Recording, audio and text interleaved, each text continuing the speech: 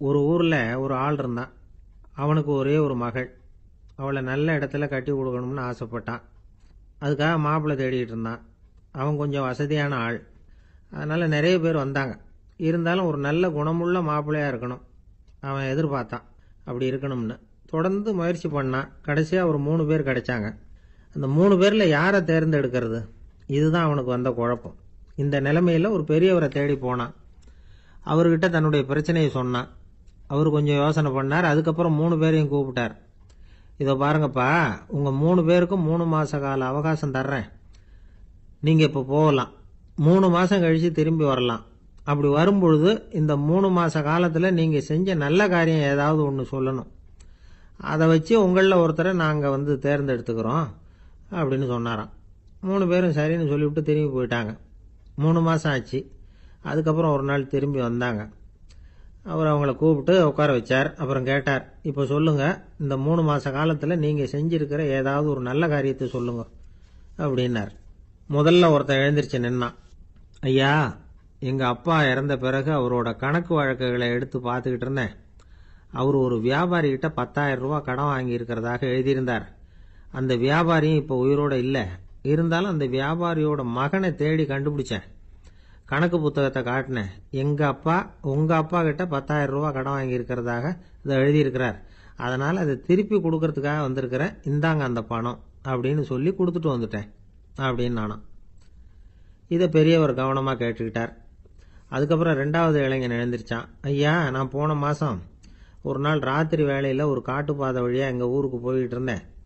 அந்த சமயத்துல அந்த வழியா வந்துகிட்டு இருந்த ஒரு வழிபோக்கர்கிட்ட 4-5 திருடர்கள் வம்பு வளர்த்து அவர்கிட்ட இருந்த பொருளை எல்லாம் கொள்ளையடிச்சுக்கிட்டு இருந்தாங்க. நான் உடனே ஒரு குச்சியை எடுத்துட்டு ஓடினேன். அந்த திருடர்களை அடிச்சு விரட்டினேன். பொருளை எல்லாம் மீட்டு அந்த வழிபோக்கர்கிட்ட ஒப்படைச்சேன். அவரை பத்திரமா அழைச்சிட்டு போய் அவர் வீட்டில் விட்டுட்டு வந்தேன் அப்படின்னு நானும்.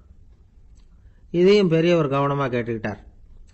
அடுத்தபடியா 3வது இளைஞன் எழுந்திருச்சான். ஐயா, போன மாசம் ஒரு நாள் நான் ஒரு மலைப்பாதை வழியா போய்கிட்டு இருந்தேன்.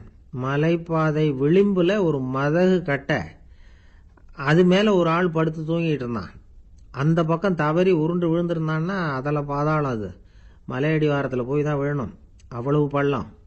அது தெரியாம அவன் பாட்டுக்கு தூங்கிட்டு இருந்தான். நான் உடனே அவன்கிட்ட ஓடி போய் குனிஞ்சு அவன் முகத்தை பார்த்தேன். அப்பதான் புரிஞ்சுது, அவன் ஏற்கனவே எனக்கு தெரியும். அவனை எனக்கு நிறைய கெடுதல் பண்ணியிருக்கிறான், இடைஞ்சல் கொடுத்தவன். இருந்தாலும் ஐயோ பாவம்னு நினைச்சு அவனை எழுப்பி பாதுகாப்பா வேற ஒரு இடத்துல படுக்க வச்சுட்டு வந்தேன் அப்படின்னு நானா. பெரியவர் இதையும் கேட்டுக்கிட்டார். அதுக்கப்புறம் அவங்க 3 பேரையும் பார்த்து, நீங்க போகலாம், நாங்க யோசிச்சு முடிவு பண்ணி உங்களுக்கு சொல்லி அனுப்புறோம் அப்படின்னாராம். அந்த இளைஞர்கள் புறப்பட்டு போயிட்டாங்க. அதுக்கப்புறம் அந்த பெண்ணோட அப்பாவை பார்த்து சொன்னார், இந்த 3 பேருமே நல்ல பிள்ளைங்க தான், அதுல ஒன்றும் சந்தேகம் இல்லை. இருந்தாலும் இந்த 3 பேர் செஞ்ச செயல்களையும் ஒப்பிட்டு பார்க்க வேண்டியிருக்கு. முதல் இளைஞன் நேர்மைக்கு எடுத்துக்காட்டா விளங்குறான். இந்த காலத்துல இது மாதிரி இளைஞர்களை பார்க்கறது ரொம்ப கஷ்டம்தான். இருந்தாலும் அவன் கடமையை தான் செஞ்சான். 2வது இளைஞன் நல்ல வீரன், தைரியசாலி. ஒரு வீரன் எதை செய்யணுமோ அதைத்தான் இவன் செஞ்சான். இவன் ஒரு லட்சிய மனிதன். 3வது இளைஞன் தன்னுடைய பகைவனுக்கே உதவி செஞ்சிருக்கான். அவன் உயிரை காப்பாத்தி இருக்கிறான். பகைவனுக்கு அருள்வதுங்கிறது ஒரு சாதாரண மனுஷனால செய்யக்கூடிய காரியம் இல்லை. பகையை மறக்கிறதும் பகைவனுக்கு அருள்வதும் தெய்வீக பண்புகள். அதனால இவனையே உன்னுடைய மகளுக்கு ஏற்ற மாப்பிள்ளையா தேர்ந்தெடுக்கலாம் அப்படின்னு சொன்னாங்களாம். ஒரு நல்ல நாள்ல அவங்களுக்கு திருமணம் நல்ல விதமா நடந்து முடிஞ்சுதான்.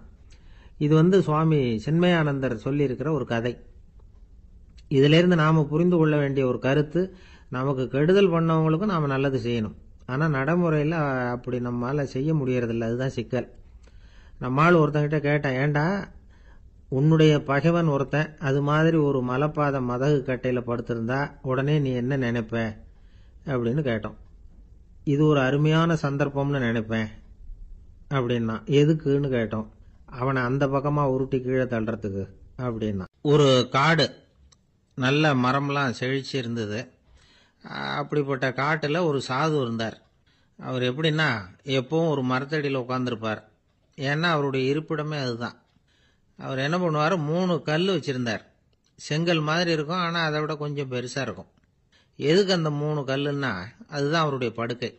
அதாவது தூங்குறப்ப ஒரு கல்லை தலைக்கு கீழே வச்சுக்குவார், இன்னொரு கல்லை இடுப்புக்கு கீழே வச்சுக்குவார், இன்னொரு கல்லை காலுக்கு கீழே வச்சுக்குவார். உடம்ப வந்து அப்படியே ஒரு தகட்டால மூடிக்குவார். அப்படியே தூங்கி போடுவார். மழை பெய்யுதுன்னு வச்சுங்க, அவர் உடம்பு வந்து 3 கல் மேலே இருக்குதா, அதனால தண்ணி வந்து அடியில் ஓடி போடும், உடம்பு நனையாது. மேலே தகடு இருக்கிறதுனால மழையும் உடம்புல படாது. அவர் தூக்கமும் கெடாது, நிம்மதியாக தூங்குவார்.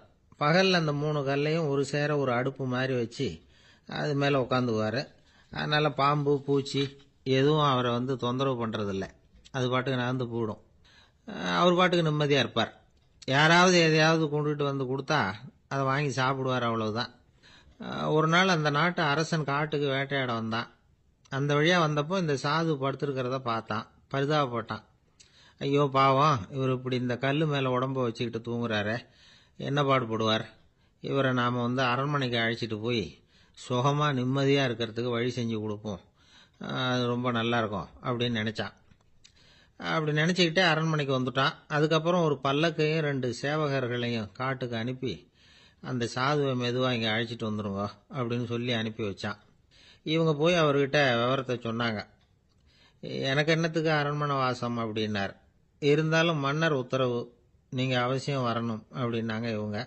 சரின்னு சொல்லிவிட்டு வேற வழி இல்லாமல் புறப்பட்டார். புறப்படும் பொழுது என்ன பண்ணாருன்னா, மறக்காமல் அந்த 3 கல் ஒரு தகடு அதையும் எடுத்து பல்லக்கில் வச்சுக்கிட்டார். என்னத்துக்கு இதையெல்லாம் எடுத்து வைக்கிறாரு அப்படின்னு சொல்லி அவங்க யோசனை பண்ணாங்க. இருந்தாலும் அதை பற்றி ஒன்றும் கேட்கல. பேசாமல் அவரை அழைச்சிட்டு போய் அரண்மனையில் விட்டுட்டாங்க. அரசன் ஓடி வந்தான், வரவேற்றான், அறுசுவை உணவு படைச்சான். அவர் படுக்கிறதுக்கு தங்க கட்டில், பட்டு மெத்தை, இப்படி எல்லாம் ஏற்பாடு பண்ணி வச்சான். இங்கே படுத்து ஓய்வு எடுத்துங்க அப்படின்னு சொல்லிவிட்டு அவன் பாட்டு போயிட்டான். மறுநாள் காலையில் வந்து பார்க்குறான், சாது படுத்திருக்கிறார். எப்படி தெரியுமா, அந்த பட்டு மெத்தை மேலே 3 கல்லையும் வச்சு வழக்கம் போலவே அது மேலே படுத்திருக்கிறார். அதுக்கு மேலே தகடு. அரசன் பார்த்துட்டு அதிர்ச்சி ஆயிட்டான். என்ன சுவாமி இப்படி அப்படின்னா, சாது சொன்னார், எனக்கு வந்து தேவையும் இல்லை குறையும் இல்லை, எல்லா இடத்துலையும் எனக்கு ஒரே மகிழ்ச்சி தான் அப்படின்னார். மகிழ்ச்சிங்கிறது தங்க கட்டிலேயோ பட்டு மெத்தையிலேயோ இல்லை, அது வந்து மனசில் இருக்கிற ஒரு விஷயம். உண்மையான மகிழ்ச்சிக்கு வழி வந்து மனப்பக்குவம் அப்படிங்கிறது அந்த அரசனுக்கு புரிஞ்சுதான். இந்த காலத்தில் ஒரு சாமியார், அவரை தேடி ஒரு சீடன் வந்தான். என்னாச்சு தெரியுமா, சுவாமி எனக்கு நிம்மதி வேணும், அதுக்கு என்ன வழின்னு கேட்டான். சாமியார் நிமிர்ந்து பார்த்தார். அப்புறம் சொன்னார், நீ ஏகப்பட்ட பேர்கிட்ட கடன் வாங்கியிருக்கிற, அதையெல்லாம் திருப்பி கொடுத்தாதான் உனக்கு நிம்மதி கிடைக்கும்னார். இவனுக்கு ஆச்சரியம். அது எப்படி சாமி, அவ்வளவு கரெக்டாக நான் கடன் வாங்கினதை கண்டுபிடிச்சிங்க அப்படின்னா. உனக்கு கடன் கொடுத்து சாமியாராக போனதே நான் தான்ப்பா, அதனால தான் இந்த கதிக்கு வந்தேன். என்கிட்டயே வந்து நிம்மதிக்கு வழி கேட்குறிய, அதுதான்டா வேதனை அப்படின்னாராம் அவர். என்னுடைய நண்பர் ஒருத்தர், அவருக்கு ஜாதகத்தில் நம்பிக்கை உண்டு. அவரே ஜோசியமெல்லாம் பார்ப்பார். என்ன சார் இந்த காலத்தில் இதையெல்லாம் நம்பிக்கிட்டு இருக்கீங்களேன்னு கேட்டா, உங்களுக்கு ஒன்றும் தெரியாது சார், இந்த உலகத்தில் ஒவ்வொருத்தரும் அவங்கவுங்க செய்கிற நல்லது கெட்டதுக்கு தகுந்த பலனை அனுபவிச்சே தீரணும்பார். அது மட்டும் இல்லை, ஒருத்தன் செத்துட்டா கூட அவன் செஞ்ச பாவ புண்ணியங்கள் கூடவே போயிட்டு இருக்கோம்பார். அது எப்படி கூட போகும் அப்படின்னு குதர்க்கமாக கேட்டால், அதுக்கு அவர் ஒரு கதை சொன்னார். அது ரொம்ப சுவாரஸ்யமாக இருந்தது. ஒரு ஊரில் ஒருத்தர் இருந்தாராம். அவர் ஜோசியம் பார்க்குறதுல ரொம்ப கெட்டிக்காரரு. ஒருத்தருடைய தலைமுடியை மட்டும் அவர்கிட்ட காட்டினா போதும், அதை மட்டும் பார்த்துட்டு அவருடைய ஜாதகத்தையே சொல்லிவிடுவாராம். அப்பேற்பட்ட திறமை. அந்த ஆள் ஒரு சமயம் கன்னியாகுமரி கடற்கரைக்கு போயிருந்திருக்கிறார். அங்கே கரை ஓரமாக ஒரு மண்டை ஓடு கிடந்திருக்கு. அதை எடுத்து பார்த்துருக்கிறார். அந்த மண்டை ஓட்டை வச்சுக்கிட்டே அதோட ஜாதகத்தை அலசியிருக்கிறார். இந்த மண்டை ஓட்டுக்கு உரிய ஆசாமி வாழ்க்கையில் ரொம்ப கஷ்டப்பட்டுருக்கிறான், நிறைய கஷ்டத்தை அனுபவிச்சிருக்கிறான், அது தாங்க முடியாமல் தான் கடலில் விழுந்து தற்கொலை பண்ணிகிட்டு இருக்கான் அப்படிங்கிறத அவர் கணிச்சுட்டார். இருந்தாலும் இந்த மண்டை ஓடு இன்னமும் அனுபவிக்க வேண்டியது பாக்கி இருக்கு அப்படிங்கிறதையும் அவர் உணர்றார். அது சரி, ஒருத்த வந்து உயிரோடு இருக்கிற வரைக்கும் தானே நல்லது கெட்டதை அனுபவிக்க முடியும், செத்ததுக்கு அப்புறமும் பாக்கி இருக்குன்னா அதை எப்படி அனுபவிக்கிறது? இந்த மண்டை ஓட்டுக்கு இன்னும் கொஞ்சம் பாக்கி இருக்கு அப்படிங்கிறது அவருக்கு புரிஞ்சதே தவிர அதோட அர்த்தம் என்னங்கிறது அவருக்கு சரியாக விளங்கலை. சரி, இதை இன்னும் கொஞ்சம் விவரமாக ஆராய்ச்சி பண்ணி பார்ப்போம் அப்படின்னு நினச்சிக்கிட்டு அதை தன்னுடைய வீட்டுக்கு எடுத்துகிட்டு போயிட்டார். அந்த மண்டை ஓட்டை ஒரு பொட்டியில் வச்சு பூட்டினார். தன்னுடைய தனி அறையில் அதை பத்திரமா வச்சுக்கிட்டார். தினமும் ராத்திரி ஆனதும் தன்னுடைய மனைவியை பார்த்து, நீ போய் பூஜை அறையில் தனியாக படுத்துக்கோ அப்படின்னு சொல்லிவிட்டு, இவர் ராத்திரி 12 மணிக்கு பொட்டியை திறந்து பார்ப்பார். மண்டை ஓடு அப்படியே இருந்ததே தவிர இன்னும் கொஞ்சம் பாக்கி இருக்குங்கிறதுக்கு அர்த்தம் அவருக்கு விளங்கலை. அந்த மண்டை ஓட்டுக்கு இன்னும் என்ன பாக்கி இருக்க போகுது. இப்படியே ஒரு 10 நாள் போச்சு. அந்த வீட்டம்மாவுக்கு சந்தேகம் வந்துட்டுது. நம்ம வீட்டுக்காரர் நம்மளை தனியாக ஏன் தூங்க சொல்கிறார் அப்படிங்கிற சந்தேகம். உடனே பக்கத்து வீட்டு அம்மா கிட்ட விஷயத்தை சொல்லியிருக்கிறாங்க. அந்த அம்மா உடனே நீ கவலைப்படாத, நான் கண்டுபிடிச்சி சொல்கிறேன்னு சொல்லிவிட்டாங்களாம். அன்னைக்கு ராத்திரியே ஜன்னல் வழியாக எட்டி பார்த்துருக்குறாங்க. இந்த ஆள் மண்டை ஓட்டை கையில் வச்சுக்கிட்டு அதை திருப்பி திருப்பி அப்படியும் அப்படியும் பார்த்துக்கிட்டு இருந்தது தெரிஞ்சுட்டுது. மறுநாள் காலையில் அவரோட மனைவியை பார்த்தாங்க. ஏம்மா, உன் வீட்டுக்காரருக்கு நீ முதல் மனைவியா 2வது மனைவியா அப்படின்னு கேட்டாங்க. எனக்கு தெரிஞ்ச வரைக்கும் நான் ஒருத்தி தான் அவருடைய மனைவின்னாங்க. அப்படி இல்லை, நீ அவருக்கு 2வது மனைவி. முதல் மனைவியின் மண்டை ஓடு தான் அவர் கையில் இருக்குப்போ, அதை தான் அவர் தினமும் ராத்திரியில் எடுத்து பார்த்துக்கிட்டு இருக்கிறாரு அப்படின்னு விட்டாங்க அந்த அடுத்த வீட்டம்மா. அப்படியா விஷயம்னு சொல்லிவிட்டு கணவன் வீட்டில் இல்லாத நேரமாக பார்த்து அந்த மண்டை ஓட்டை எடுத்து கொண்டாந்து ஒரு உரல்ல போட்டு உலக்கையால் குத்தி நொறுக்க ஆரம்பிச்சுட்டுது அந்த அம்மா. வெளியே போயிருந்த அந்த ஆள் அப்போ தான் உள்ளே நுழைஞ்சார். மண்டை ஓடு உலக்கை கிட்ட குத்து வாங்கிட்டு இருக்கு. அது அனுபவிக்க வேண்டியது இன்னும் கொஞ்சம் பாக்கி இருக்கு அப்படிங்கிறதுக்கான அர்த்தம் எனக்கு இப்போதான் புரிஞ்சுதுன்னாராம் அவர். இந்த கதையிலிருந்து நாம் இன்னொரு நீதியையும் புரிஞ்சுக்கணும். அதாவது நம்ம வீட்டை பற்றி நமக்கு தெரியாததெல்லாம் அடுத்த வீட்டுக்காரங்களுக்கு நல்லா தெரியும். ஒரு அம்மா, அவங்களுக்கு 35 வயசு இருக்கும். குடும்பத்தில் எந்த கஷ்டமும் இல்லை. இருந்தாலும் காரணம் இல்லாமல் பிள்ளைங்க பேரில் கோவப்படுறது, எரிஞ்சு விழுறது அவங்க வழக்கம். பிள்ளைங்க அழும். உடனே அவங்க மனசும் சங்கடப்படும். இன்னொரு அம்மா, நல்ல வேலையில் இருக்கிறவங்க, வாரத்துக்கு ஒரு தடவையாவது தலைவலி வந்துடும். இவங்களுக்கெல்லாம் உடம்புல எந்த கோளாறும் இல்லை, மனசு மட்டும் சரியாக இருக்காது. தூக்க மாத்திரை கையில் வச்சுருப்பாங்க. 30-35 வயசுடைய பெண்களுக்கு சர்வசாதாரணமாக காணப்படுகிற மனக்கோளாறு இது. இதுக்கு பேர் மனவாட்டம், டிப்ரெஷன், மனமடிவு அப்படின்னு சொல்லலாம். இந்த நோய்க்கு அறிகுறி என்ன தெரியுமா? மனசில் வருத்தமான உணர்வு இருக்கும். அடிக்கடி அழலாம் போல தோணும். முன்னால எல்லாம் எந்தெந்த செயலில் ஆர்வம் இருந்ததோ அதெல்லாம் குறைஞ்சிரும், அல்லது சுத்தமாகவே ஆர்வம் இல்லாமல் போயிடும். சில பெண்கள் இளம் வயசில் பக்கத்தில் இருக்கிறவங்க கிட்ட கலகலப்பாக பேசுவாங்க, வீட்டை அலங்கரிக்கிறதுல ஆர்வம் இருக்கும். இப்போ அதுல ஆர்வம் இல்லாமல் போயிடும். எந்த வேலை செஞ்சாலும் சீக்கிரம் களைப்பு அடைஞ்சுடுறது மாதிரி ஆகிடும். நமக்கு யாருமே உதவியா இல்லை, நம்ம எல்லாரும் கை விட்டுட்டாங்க போல இருக்குதே அப்படிங்கிற உணர்வுலாம் உண்டாகும். தன்னைத்தானே குறை சொல்லிக்குவாங்க. நாம் தப்பு பண்ணிவிட்டோம் போல இருக்குதே அப்படின்னு தோணும். குற்றம் பண்ணிட்டதா நினச்சி கஷ்டப்படுவாங்க. பசி இருக்காது, தூக்கத்தில் தொந்தரவு இருக்கும். அடிக்கடி செத்து போடலாங்கிற உணர்வு வரும். தற்கொலை பண்ணிக்கலாங்கிற எண்ணம் உண்டாகும். சில பேர் தற்கொலை முயற்சியில் கூட ஈடுபடுவாங்க. சில பேருக்கு பலவிதமான உடல் வலிகள் இருக்கும், பலவீனம் இருக்கும், சீக்கிரமாக களைப்படைஞ்சு போடுவாங்க. இதெல்லாம் மனவாட்ட நோய்க்கான தன்மைகள். இந்த மனவாட்டம், அதாவது டிப்ரெஷனை 2 வகையாக பிரிக்கலாமா. ஒன்று தானாக உண்டாக்கிக்கிறது, இன்னொன்று எதிர் விளைவை உண்டு பண்ணுகிற அல்லது நரம்பு சம்பந்தப்பட்ட டிப்ரெஷன்.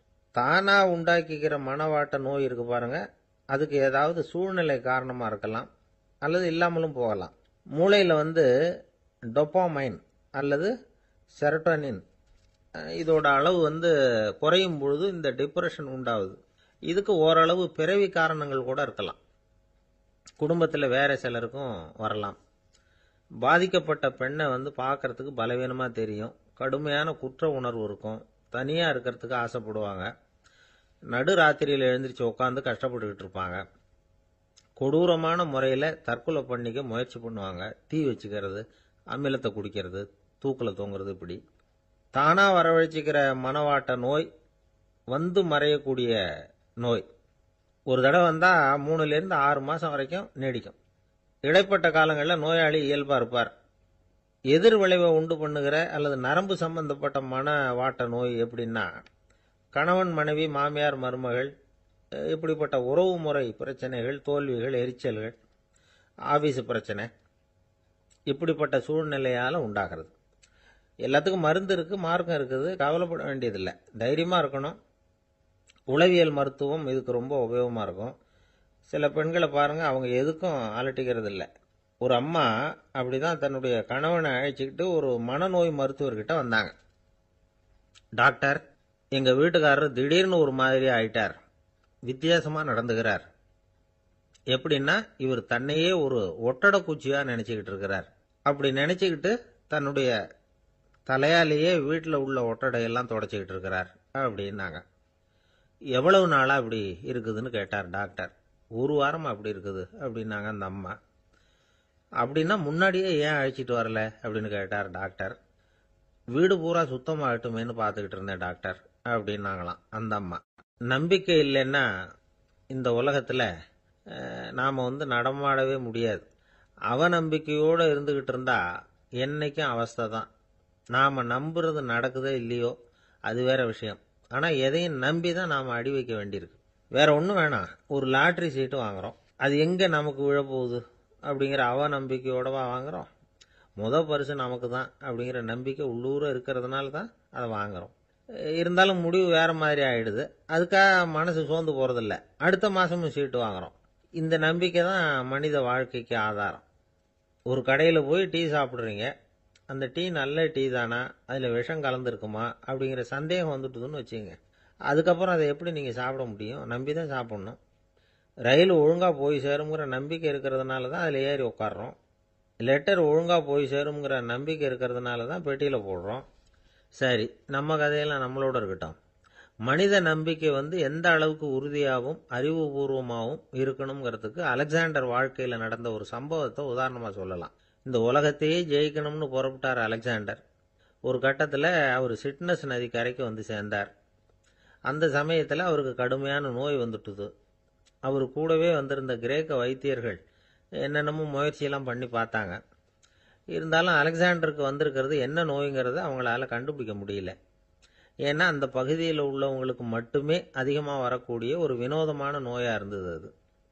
ஆனால் அவர் இருக்கிற இடம் எதிரியோட இடம், பாரசீக மன்னனோட ஆளுகைக்கு உட்பட்ட இடம். என்ன பண்ணுறது அப்படின்னு எல்லாரும் யோசனை பண்ணாங்க. பாரசீக மன்னனோட அரண்மனையில் இருக்கிற வைத்தியர் வந்தால் இந்த நோயை குணப்படுத்தி விடுவார் அப்படின்னு சொன்னாங்க. இருந்தாலும் எதிரியோட நாட்டில் இருக்கிற வைத்தியரை கூப்பிட்டு எப்படி நம்பி வைத்தியம் பார்க்க சொல்கிறது அப்படின்னு சொல்லி எல்லாரும் தயங்கினாங்க. ஆனால் அலெக்சாண்டர் தயங்கலை. பரவாயில்ல, அழைச்சிட்டு வாங்கன்னு விட்டார். உடனே அவரை போய் அழைச்சிட்டு வந்துட்டாங்க. அவர் வந்தார். அலெக்சாண்டர் உடம்பை பரிசோதனை பண்ணி பார்த்தார். சரி, இதை குணப்படுத்தி விடலாம், பயப்பட வேண்டியதில்லை. ஆனால் இதுக்கு ஒரு மூலிகை ரசம் தயார் பண்ணி கொடுக்கணும். நான் போய் அதை தயார் பண்ணிட்டு 2 நாளில் திரும்பி வந்துடுறேன் அப்படின்னு சொல்லிவிட்டு போனார் அந்த வைத்தியர். அதே மாதிரி 2 நாளில் திரும்பி வந்தார் மூலிகை ரசத்தோட. இதுக்கு இடையில அலெக்சாண்டரோட தளபதிகளில் ஒருத்தர் ரகசியமாக ஒரு எச்சரிக்கை கடிதம் கொடுத்து அனுப்பியிருக்கிறான். அதை வாங்கி என்ன விஷயம்னு பார்த்தார். இப்போ உங்ககிட்ட வந்திருக்கிற எதிரி நாட்டு வைத்தியரை நம்பாதீங்க, அவன் கொண்டுகிட்டு வந்திருக்கிற மூலிகை ரசத்தில் விஷம் கலந்துருக்குது அப்படின்னு அதில் எழுதியிருக்கு. அதை பார்த்தார் அலெக்சாண்டர். இருந்தாலும் கொஞ்சம் கூட அலட்டிக்கல. வைத்தியர் கொடுத்த மருந்தை வாங்கி கடகடன்னு குடிச்சுட்டார். குடிச்சுட்டு அதுக்கப்புறம் அந்த கடிதத்தில் இருந்த விஷயத்தை அந்த வைத்தியர்கிட்ட சொன்னார். வைத்தியர் தகைச்சு போயிட்டார். தன் மேலே அலெக்சாண்டர் வச்சிருக்கிற நம்பிக்கையை பார்த்து அவருக்கு ரொம்ப வியப்பு. வைத்தியர் உண்மையிலேயே நல்ல மருந்து தான் கொண்டுகிட்டு கொடுத்துருக்கிறார், அதில் விஷம்லாம் எதுவும் கலக்கலை.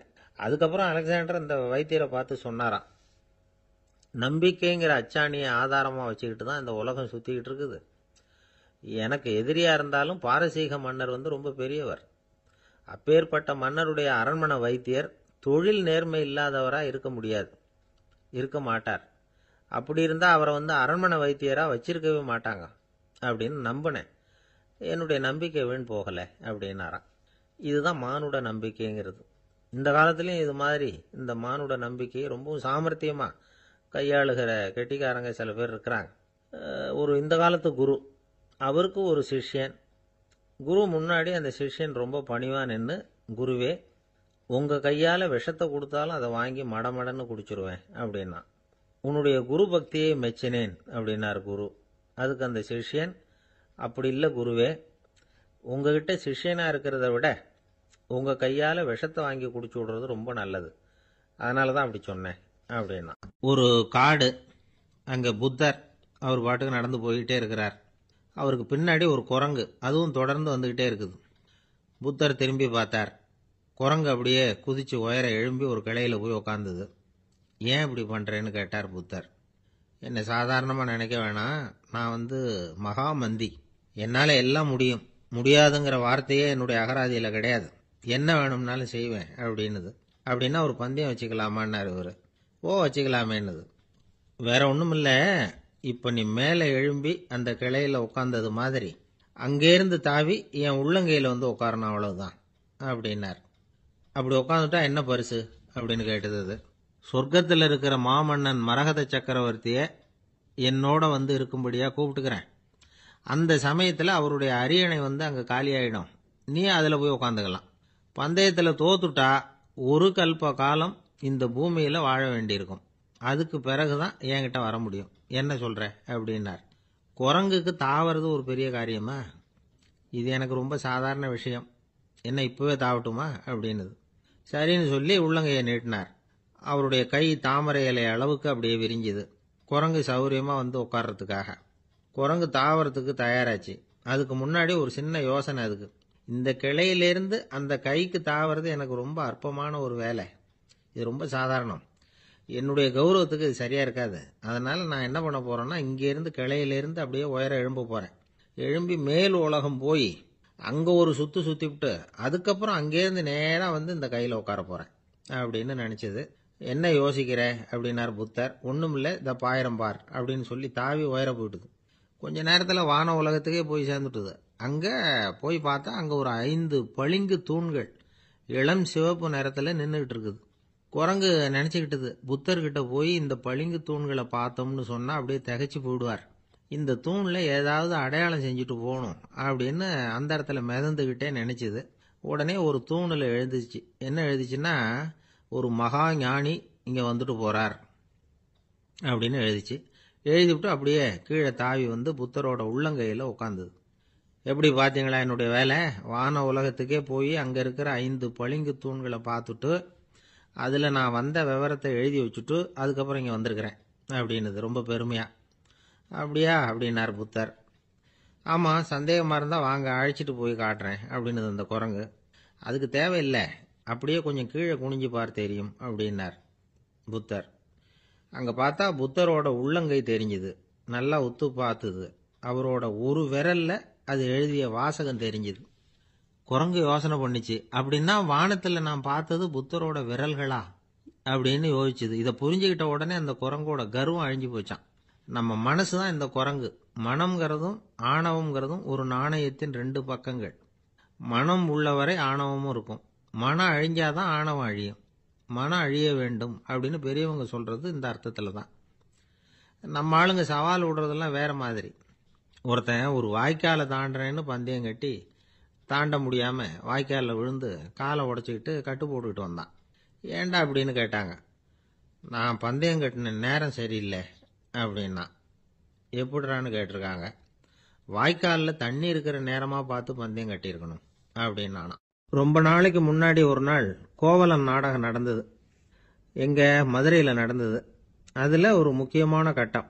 கண்ணகி கிட்ட சிலம்ப வாங்கிக்கிட்டு அதை விற்கிறதுக்காக மதுரை நகருக்கு புறப்படுறான் கோவலன். அந்த சமயத்தில் கண்ணகி பாடுற மாதிரி ஒரு நாடக பாடல். நாடக ஆசிரியர் எழுதினது. அது என்ன பாட்டுன்னா, மா பாவியோர் கூடி வாழும் மதுரைக்கு மன்னா போகாதீர் என்று அப்படின்னு ஆரம்பிக்கும் அந்த பாட்டு. இதுதான் அந்த பாட்டு. இதை கண்ணகி வந்து மேடையில் பாடின உடனே கூட்டத்தில் சலசலப்பு.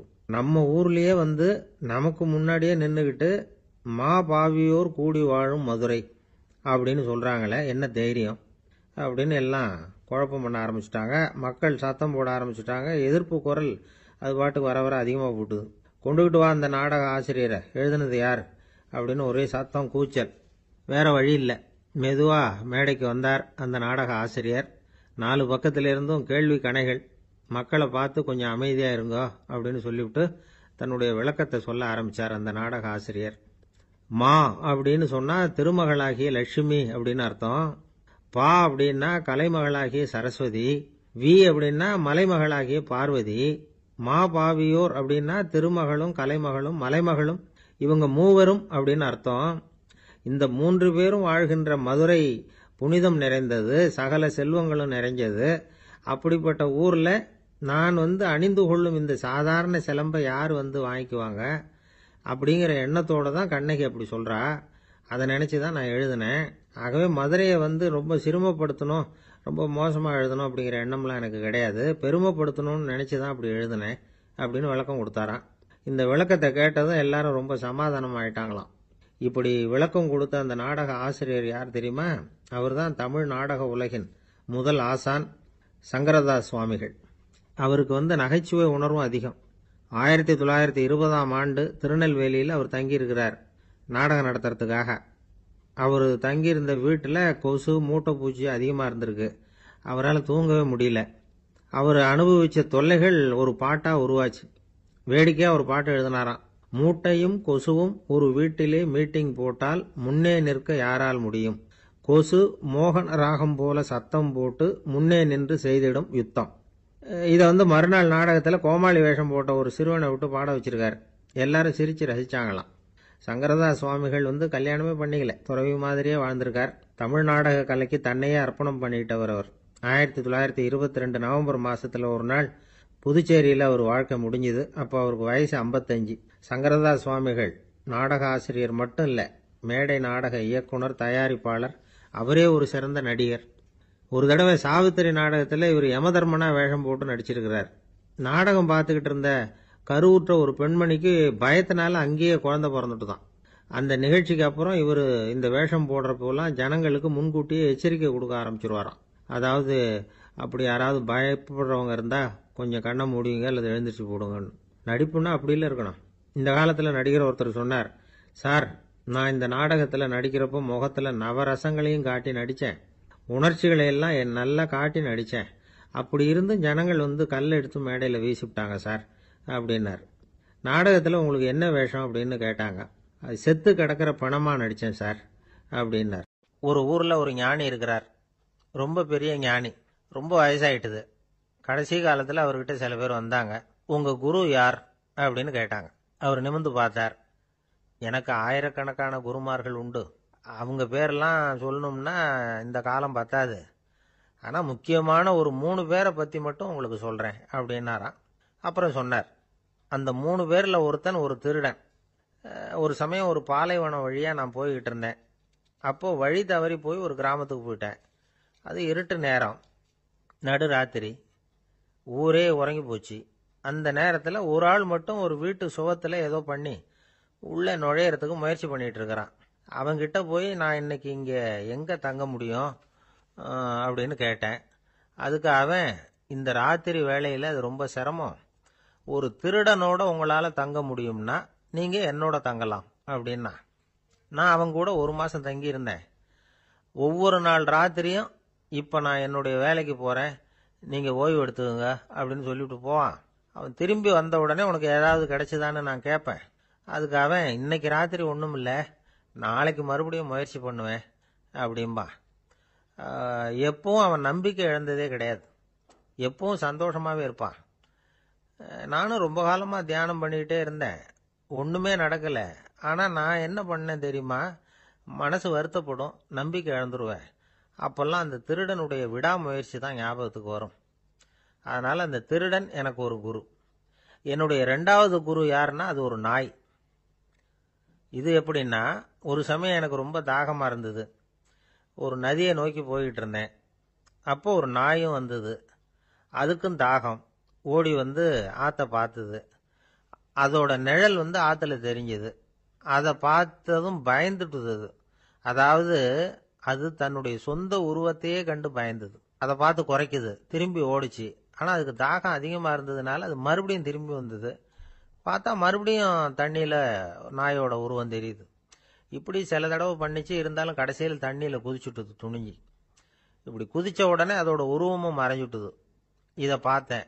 நான் என்ன புரிஞ்சுக்கிட்டேன்னா, எவ்வளவுதான் பயம் இருந்தால் கூட ஒருத்தன் தைரியமாக காரியத்தில் இறங்கணும் அப்படிங்கிறத புரிஞ்சுக்கிட்டேன்.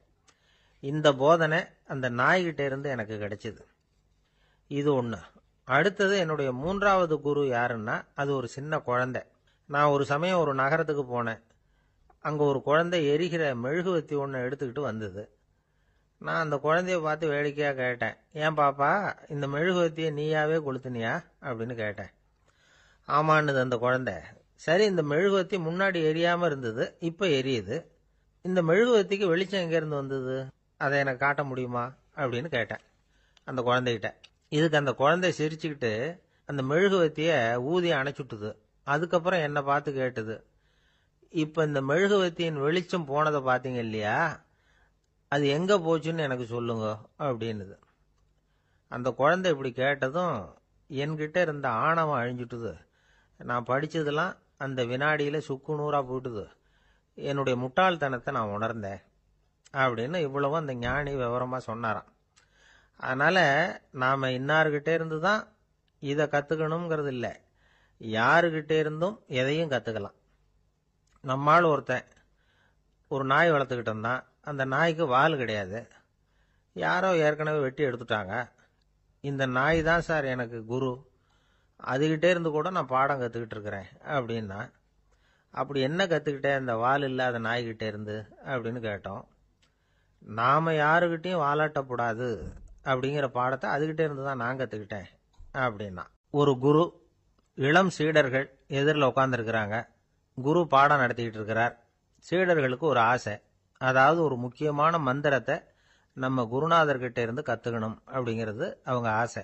அது என்ன மந்திரம்னா, இறந்தவரை உயிர்ப்பிக்கக்கூடிய புனித மந்திரம், அதாவது செத்தவங்களுக்கு மீண்டும் உயிர் உண்டாக்குகிற மந்திரம். குருவே, தயவு பண்ணி அந்த மந்திரத்தை எங்களுக்கு உபதேசிக்கணும் அப்படின்னு கேட்டாங்க.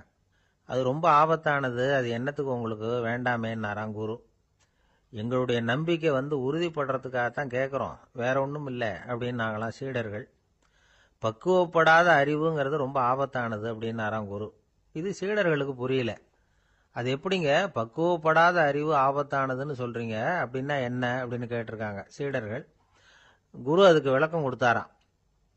அந்த மந்திரத்தை எப்போ பயன்படுத்தணுங்கிறது முக்கியம். அதை அறியக்கூடிய ஞானம் ஏற்படுகிற வரைக்கும் அதை தெரிஞ்சுக்காம இருக்கிறது தான் நல்லது, இல்லைன்னா ஆபத்துன்னாராம். ஆனா அந்த சீடர்கள் அதை கேட்குற மாதிரி இல்லை, ரொம்ப பிடிவாதம் பண்ண ஆரம்பிச்சுட்டாங்க. சரி வாங்க சொல்றேன்னார் குரு. எல்லாரும் வந்தாங்க. அந்த புனித மந்திரத்தை அவங்களுக்கு ரகசியமா உபதேசம் பண்ணார். உபதேசம் பண்ணிவிட்டு அவங்களுக்கு எச்சரிக்கையும் கொடுத்தார். இந்த மந்திரத்தை நல்லா ஆராய்ச்சி பார்த்ததுக்கு அப்புறம் தான் உச்சரிக்கணும், அவசரப்பட்டு எதுவும் செஞ்சிடக்கூடாது அப்படின்னு ஒரு தடவைக்கு பல தடவை எச்சரிக்கை கொடுத்தார். சரின்னு சொல்லிவிட்டு அவங்கெல்லாம் மந்திரத்தை கற்றுக்கிட்டு எழுந்திரிச்சு போயிட்டாங்க. ஒரு நாள் அந்த சீடர்கள் எல்லாம் மணற்பாங்கான இடத்துல அப்படியே நடந்து போயிட்டு இருக்கிறாங்க. ஒரு பாலைவன பகுதி மாதிரி ஒரு இடம். அங்க ஒரு இடத்துல எலும்புகள் குவியலா கிடந்தது. உடனே இந்த சீடர்கள் முன்ன பின்ன யோசிக்காம, தியானமும் பண்ணாம, அந்த மந்திரத்தோட பயனை சோதிச்சு பார்க்கணும் அப்படின்னு நினைச்சுக்கிட்டு அந்த மந்திரத்தை உச்சரிக்க ஆரம்பிச்சிட்டாங்க. அவ்வளவுதான். உடனே என்னாச்சு தெரியுமா, அந்த எலும்புகள் எல்லாம் ஓநாய்களா மாறி அவங்கள துரத்த ஆரம்பிச்சுட்டுது. சீடர்கள் எல்லாம் தலைதெறிக்க ஓட ஆரம்பிச்சுட்டாங்க. ஓநாய்களும் விடல, அவங்கள துரத்தி பிடிச்சி கடிச்சு கொதற ஆரம்பிச்சுட்டுது. அப்பதான் அந்த சீடர்களுக்கு குரு சொன்ன அறிவுரையோட அர்த்தம் புரிஞ்சுது. பக்குவப்படாத அறிவு ஆபத்தானது அப்படிங்கிறது. அதனால இதுல இருந்து நாம தெரிஞ்சுக்க வேண்டியது என்னன்னா, நாம நம்ம அறிவை வளர்த்துக்கிட்டா மட்டும் போதாது, அந்த அறிவை எப்போ எப்படி பயன்படுத்தணும் அப்படிங்கிற பக்குவமும் நமக்கு வரணும். அப்பதான் வாழ்க்கை நல்லபடியா அமையும், இல்லைன்னா இடைஞ்சல் தான். இந்த காலத்துல சில சின்ன பிள்ளைங்களுக்கே அறிவு ரொம்ப பக்குவப்பட்டிருக்குங்கிறத உணர முடியுது. ஒரு சின்ன பையன் பள்ளிக்கூடத்தில் மார்க் லிஸ்ட் கொடுத்தாங்க, வாங்கிக்கிட்டு அவசரமா வீட்டுக்கு ஓடினான். எதிரில் வந்த ஒருத்தர் கேட்டார், என்ன அவசரம், ஏன் இப்படி வேகமா ஓடுறேன்னார். எங்க அம்மா கிட்ட அடி வாங்கணும், அதுக்காக தான் ஓடுறேன்னா. அடி வாங்கறதுக்கா இவ்வளவு அவசரம்னார் அவரு.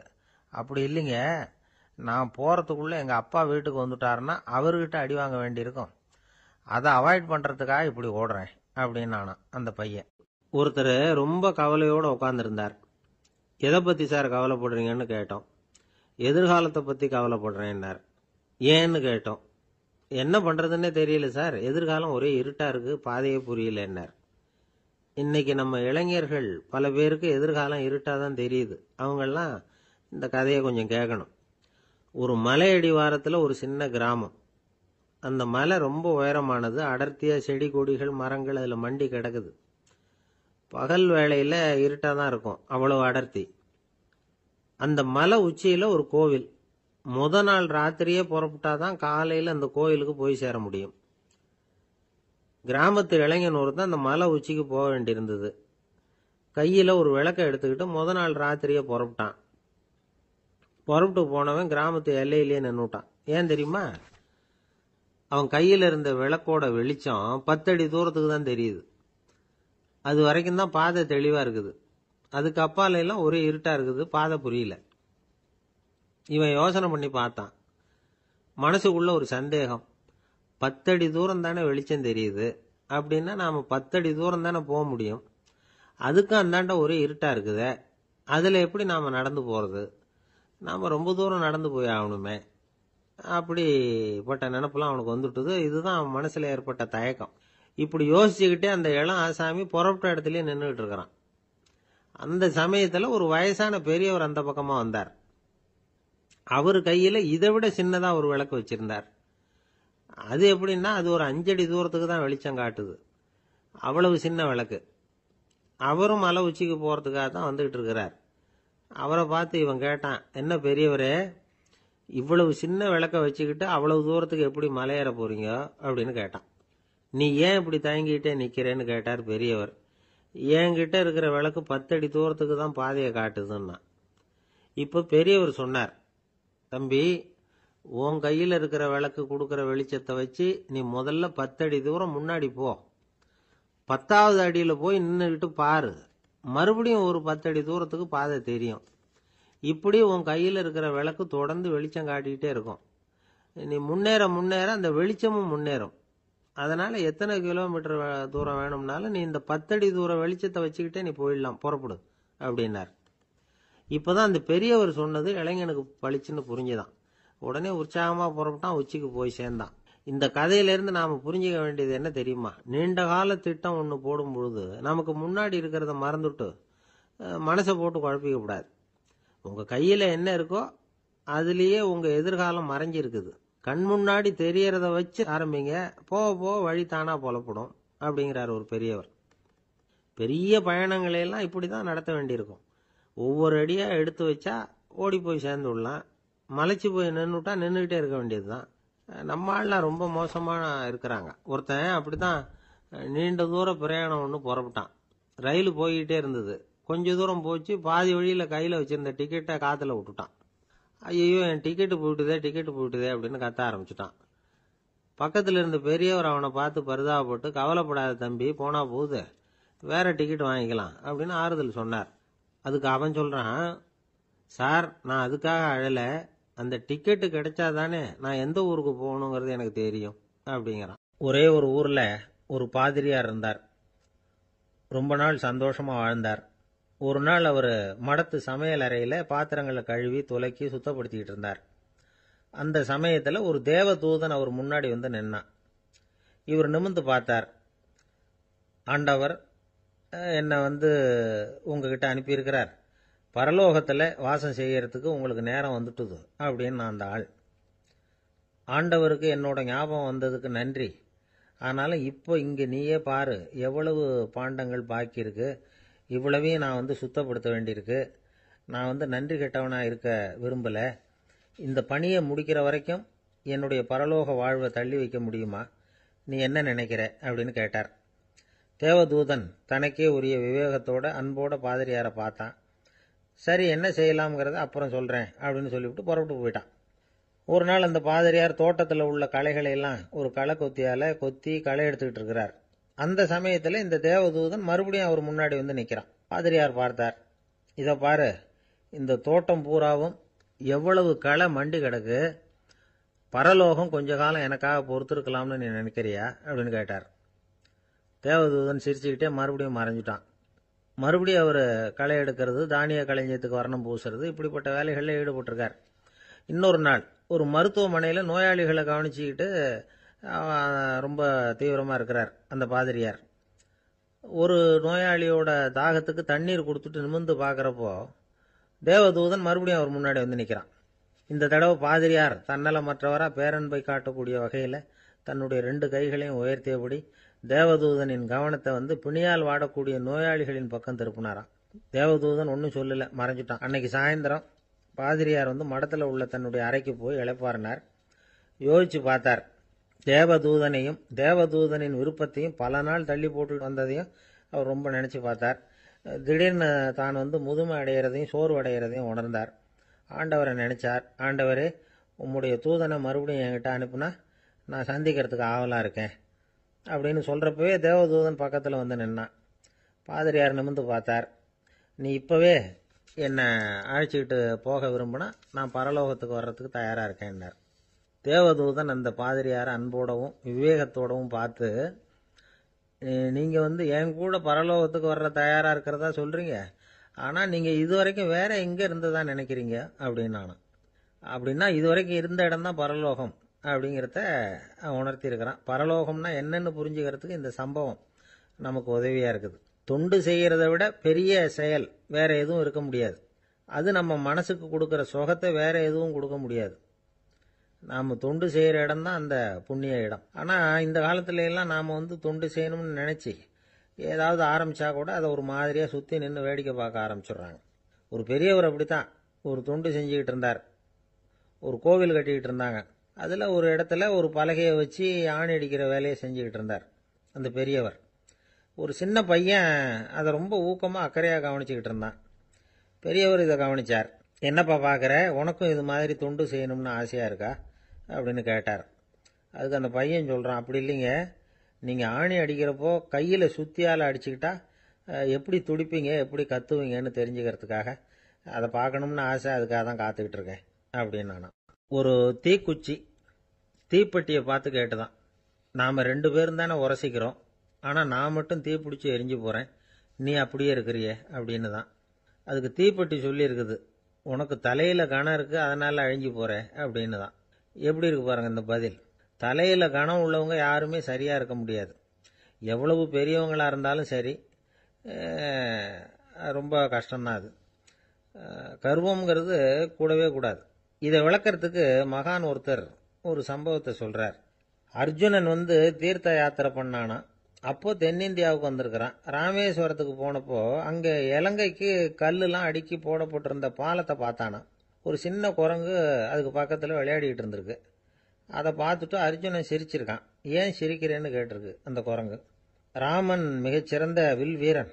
அப்படி இருக்கிறப்போ அவன் இலங்கைக்கு அம்புகளாலேயே ஒரு பாலம் கட்டியிருக்கலாம். அதை விட்டுட்டு போயும் உன்ன மாதிரி குரங்குகளை துணையாக வச்சுக்கிட்டு இப்படி ஒரு கருங்கல் பாலத்தை கட்டியிருக்கிறானே அப்படின்னு நானா. அம்புகளால் பாலம் கட்ட முடியுமா அப்படின்னு கேட்டுதான் குரங்கு. ஏன் முடியாது, என்னால் முடியுமேன்னு இருக்கான் அர்ஜுனன். அம்பால் பாலம் கட்டலாம், இருந்தாலும் என்ன மாதிரி குரங்குகள் ஏறி நடந்தா அது தாங்குமா? அதனால தான் ராமர் கருங்கல் பாலமே கட்டினார் அப்படின்னுது குரங்கு சொல்லிச்சான். அப்படியே சொல்கிற, நான் வேணும்னா இப்போ அம்புகளாலேயே ஒரு பாலத்தை கட்டுறேன், நீ அது மேலே ஏறி நடந்து பார். பாலம் விழுந்துட்டுதுன்னா நான் தீ மூட்டி அதில் குதித்து உயிர் தியாகம் பண்ணி விடுறேன் அப்படின்னு நான் ரொம்ப கோபமா. உடனே அந்த சின்ன குரங்கு பெரிய உருவம் எடுத்துட்டு தான் கையில் கதையோடு அர்ஜுனன் முன்னாடி நிற்கிறான் அனுமன். பார்த்தா, என்னுடைய தலைவர் ராமரையா இழிவா பேசுகிற, நீ இப்போ பாலம் கட்டு, நான் என்னுடைய பலத்தை காட்டுறேன் அப்படின்னு அனுமன். அர்ஜுனன் தன்னுடைய காண்டிபத்தை எடுக்கிறான், சரமாரியா அம்புகளை விடுறான். அதெல்லாம் ஒன்னோட ஒன்று கோத்துக்கிட்டு அப்படியே பாலம் மாதிரி நிற்கிது. அர்ஜுனன் தலை நிமிர்ந்து நின்னான். அனுமன் உயர கிளம்பி அங்கேருந்து பாலத்தில் பொத்துன்னு இறங்கினான். பாலம் அப்படியே நொறுங்கி போச்சு தூள் தூளா. என்ன அர்ஜுனா, இப்போ என்ன செய்ய போற அப்படின்னு நான் ஏளனமா. அர்ஜுனன் தலையை தொங்க போட்டுக்கிட்டான். சொன்னபடி தீ மூட்டி அதில் குதிக்கிறதுக்காக 3 தடவை சுற்றி வந்தான். அப்போது கிருஷ்ணர் அங்கே வந்தார். என்ன அர்ஜுனா, என்ன நடக்குது, என்ன இது அப்படின்னு ஒன்றும் தெரியாத மாதிரி கேட்டார். அர்ஜுனன் வாயை திறக்கிறதுக்கு முன்னாடி அனுமன் வாயை திறந்தான், நடந்ததை சொன்னான். அர்ஜுனன் சவால் விட்டபடி உயிர் திறந்தே ஆகணும்னா அனுமன். கிருஷ்ணர் யோசனை பண்ணார். நல்லது, இந்த சவால் விட்டதுக்கும் நடந்ததுக்கும் யார் சாட்சி? பெரியவர் ஒருத்தரை சாட்சியாக வச்சுக்கிட்டல்லவா நீங்கள் இந்த போட்டியை நடத்தியிருக்கணும் அப்படின்னார். அதனால் என்ன, இப்போ மறுபடியும் அந்த போட்டியை நடத்திவிட்டா போச்சு, என்னால் அந்த அம்பு பாலத்தை நொறுக்க முடியாதா அப்படின்னு அனுமன். சரி, இப்போ மறுபடியும் அது நடக்கட்டும்னார் கிருஷ்ணர். அர்ஜுனன் அம்பு பாலம் அமைச்சான். அனுமன் ஏறி குதிச்சான். பாலம் அசைஞ்சு கொடுக்கவே இல்லை, அவ்வளோ உறுதியாக இருக்குது. இப்போ அனுமன் தலையை குனிஞ்சுக்கிட்டான். அர்ஜுனன் நன்றியோடு நிமிர்ந்து பார்த்தான். கிருஷ்ணருடைய தோள்கள்லேயும் முதுகள்லேயும் ரத்தம். என்ன சுவாமி, என்ன நடந்ததுன்னு நான் பதறி போய், உன் அம்பு பாலத்தை நான் தான் முட்டு கொடுத்து தாங்கிட்டு இருந்தேன். அனுமன் குதிச்சப்போ என் மேலே ஏற்பட்ட காயங்கள் இவை. பின்ன உன்னுடைய அம்பு பலத்தினாலேயா பாலம் நின்னுதுன்னு நினைக்கிற அப்படின்னாரான். முதல்ல அர்ஜுனன் அப்புறம் அனுமன் 2 பேருக்குமே கர்வ பங்கம் ஆயிட்டு தான். அதாவது அவங்க கிட்ட இருந்த கர்வம் போயிட்டுது. யாரா இருந்தாலும் கர்வம் கூடாதுங்கிறத இதிலிருந்து நாம புரிஞ்சுக்கணும். இந்த காலத்தில் நாமெல்லாம் எந்த விஷயத்துக்கெல்லாம் கர்வப்பட்டுட்டு இருக்கோம் தெரியுமா? 2 பெண்கள் தங்களுடைய கணவன்மார்களை பற்றி ரொம்ப பெருமையாக பேசிக்கிட்டாங்களாம். அதில் ஒரு அம்மா சொல்லியிருக்கு, என் வீட்டுக்காரர்கிட்ட எந்த சப்ஜெக்ட் கொடுத்தாலும் சரி அந்த விஷயத்தை பற்றி அழகாக 1 மணி நேரம் பேசுவார் அப்படின்னாங்களாம். உடனே இன்னொரு அம்மா, அது என்ன பிரமாதம், என் வீட்டுக்காரருக்கு சப்ஜெக்டே தேவையில்லை, விஷயமே இல்லாமல் நாள் பூரா பேசிக்கிட்டு இருப்பார் அப்படின்னாங்களாம். அம்மாக்காரங்களுக்கு அடிக்கடி ஏற்படுற கவலை ஒன்று உண்டு. அதாவது குழந்தை சரியாக சாப்பிட மாட்டேங்குதே அப்படிங்கிற கவலை. இவங்கெல்லாம் ஒரு விஷயத்தை நல்லா புரிஞ்சுக்கணும். குழந்தைகள்ங்கிறவங்க பெரியவங்க மாதிரி இல்லை. அவங்க கடிகாரத்தில் மணியை பார்த்துட்டு சாப்பிட்றதுக்கு உட்கார்ற ரகம் கிடையாது. பசிச்சா சாப்பிடுவாங்க, இல்லைன்னா விளையாடுவாங்க அல்லது தூங்குவாங்க. அது புரியாமல் அவங்கள கட்டாயப்படுத்தி அல்லது மிரட்டி சாப்பிட வைக்கிறது ரொம்ப தப்பு. ஒரு 8 மாத குழந்தைக்கு 3 மணி நேரத்துக்கு ஒரு தடவை பசிக்கும். அந்த நேரம் பார்த்து சாப்பாடு கொடுத்தா அடம் பண்ணாமல் அது பாட்டுக்கு சாப்பிட்றோம். அதே குழந்தைக்கு 1 வயசு ஆகிறப்போ 4 மணி நேரத்துக்கு ஒரு தடவை பசிக்கும். இந்த வயசில் இயற்கையாகவே பசி குறைஞ்சிருக்கும். அது புரியாமல் என் குழந்தை முன்னாடி மாதிரி இப்போ சரியாக சாப்பிட மாட்டேங்கிறான் அப்படின்னு சில பேர் டாக்டர்கிட்ட போய் சொல்லிக்கிட்டு இருப்பாங்க.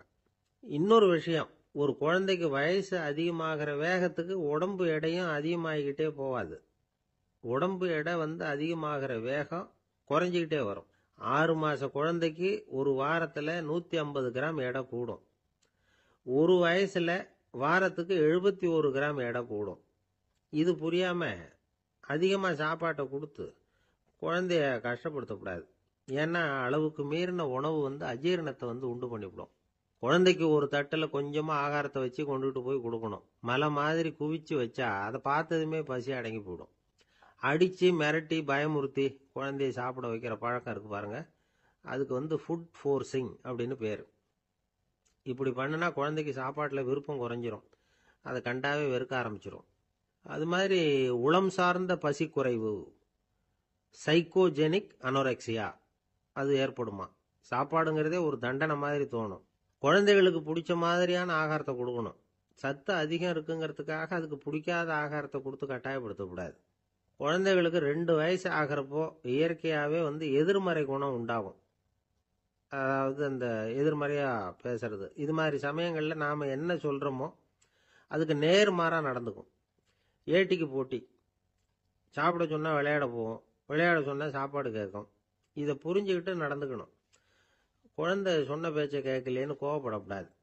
குழந்தை வளர வளர பிடிவாத குணம் வர்றது சகஜம். கேட்டதை வாங்கி கொடுத்தாதான் சாப்பிடுவேன் அப்படின்னு பிடிவாதம் பண்ணும். வாங்கி கொடுத்து விடுறது தான் உத்தமம்.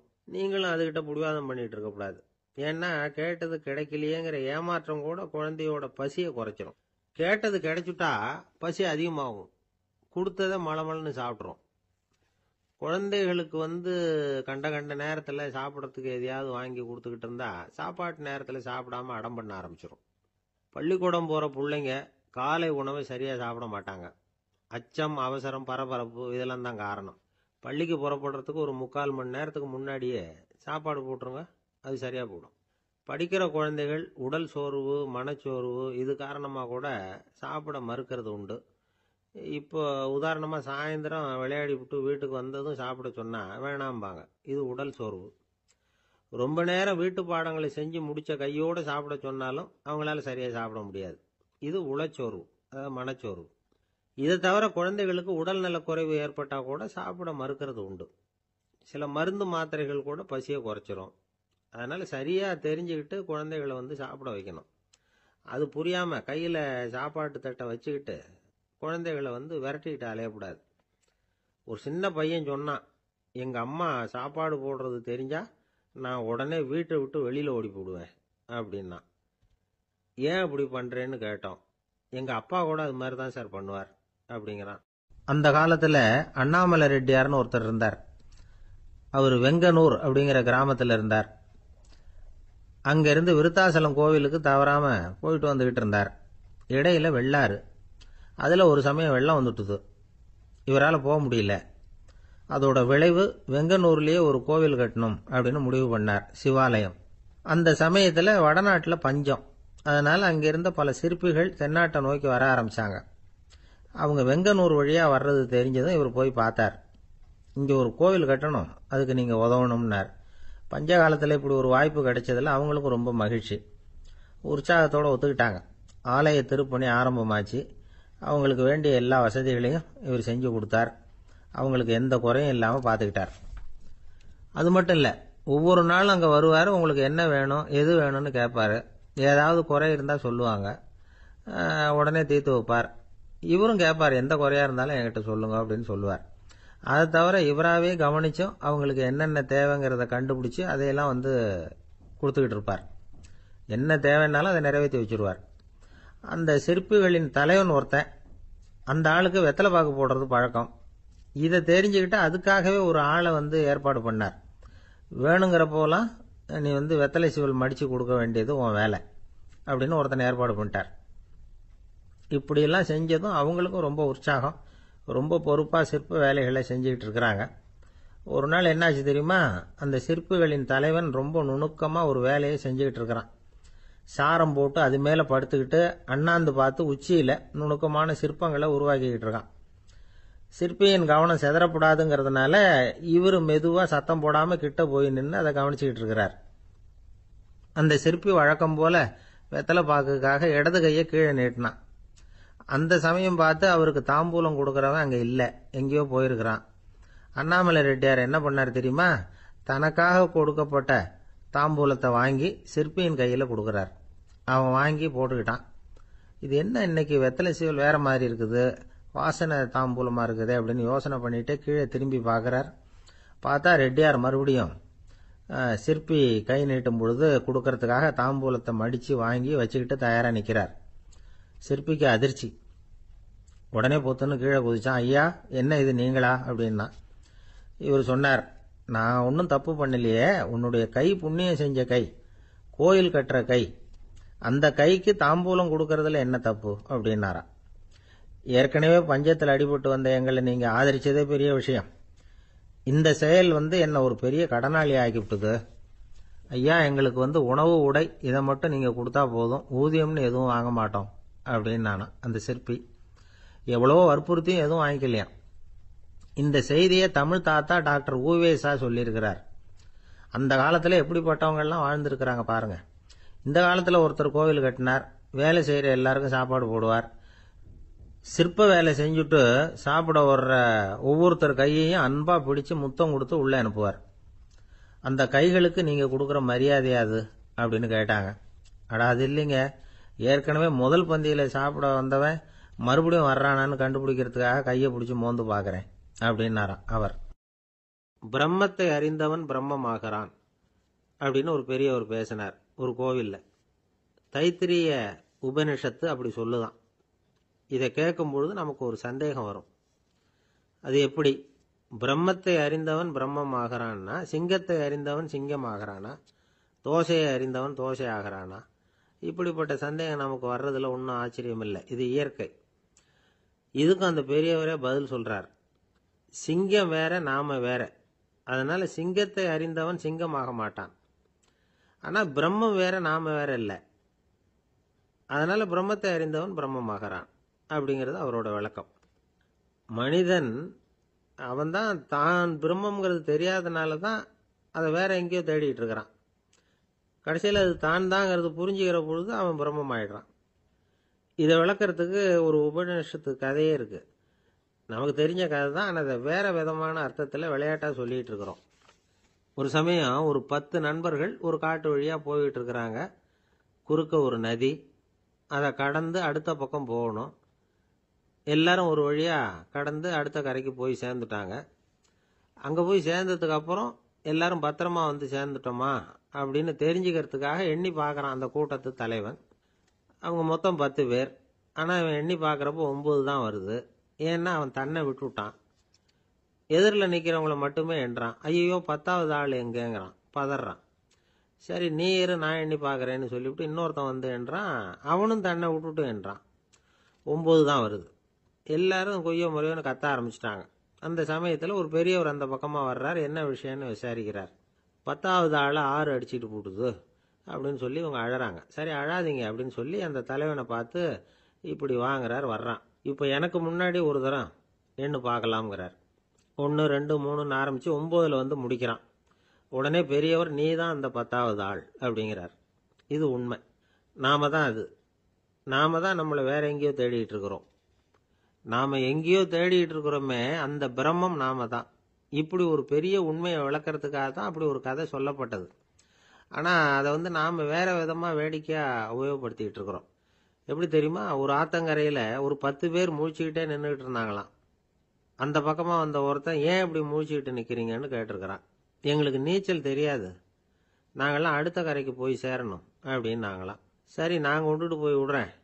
எல்லாரும் அக்கறைக்கு போய் சேர்ந்த உடனே ஆளுக்கு ₹1 வீதமாக மொத்தம் ₹10 எனக்கு கொடுக்கணும் அப்படின்ட்டுருக்கான் இவன்.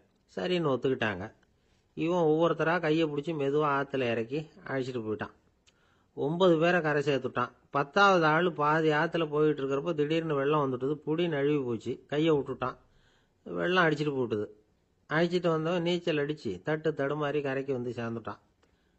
கரையில் இருந்தவங்களுக்கு இந்த விஷயம் தெரியாது. இருந்தாலும் இவன் உடம்பு பூரா நனைஞ்சி கொஞ்சம் அதிகமாக மூச்சு வாங்க நின்றுக்கிட்டு இருந்தானா, ஏங்க ஏன் இப்படி மூச்சு வாங்குது, என்ன விஷயம் அப்படின்னு கேட்டாங்களாம். அதுக்கு இவன் கொஞ்சமாக அலட்டிக்காம சொன்னானா, வேற ஒன்றும் இல்லை, நீங்கள் கொடுக்க வேண்டிய ₹10 ₹1 குறைஞ்சி போச்சு, அவ்வளவுதான் அப்படின்னான். ஒரு ஆள் ராமகிருஷ்ணரை தேடி வந்தான்.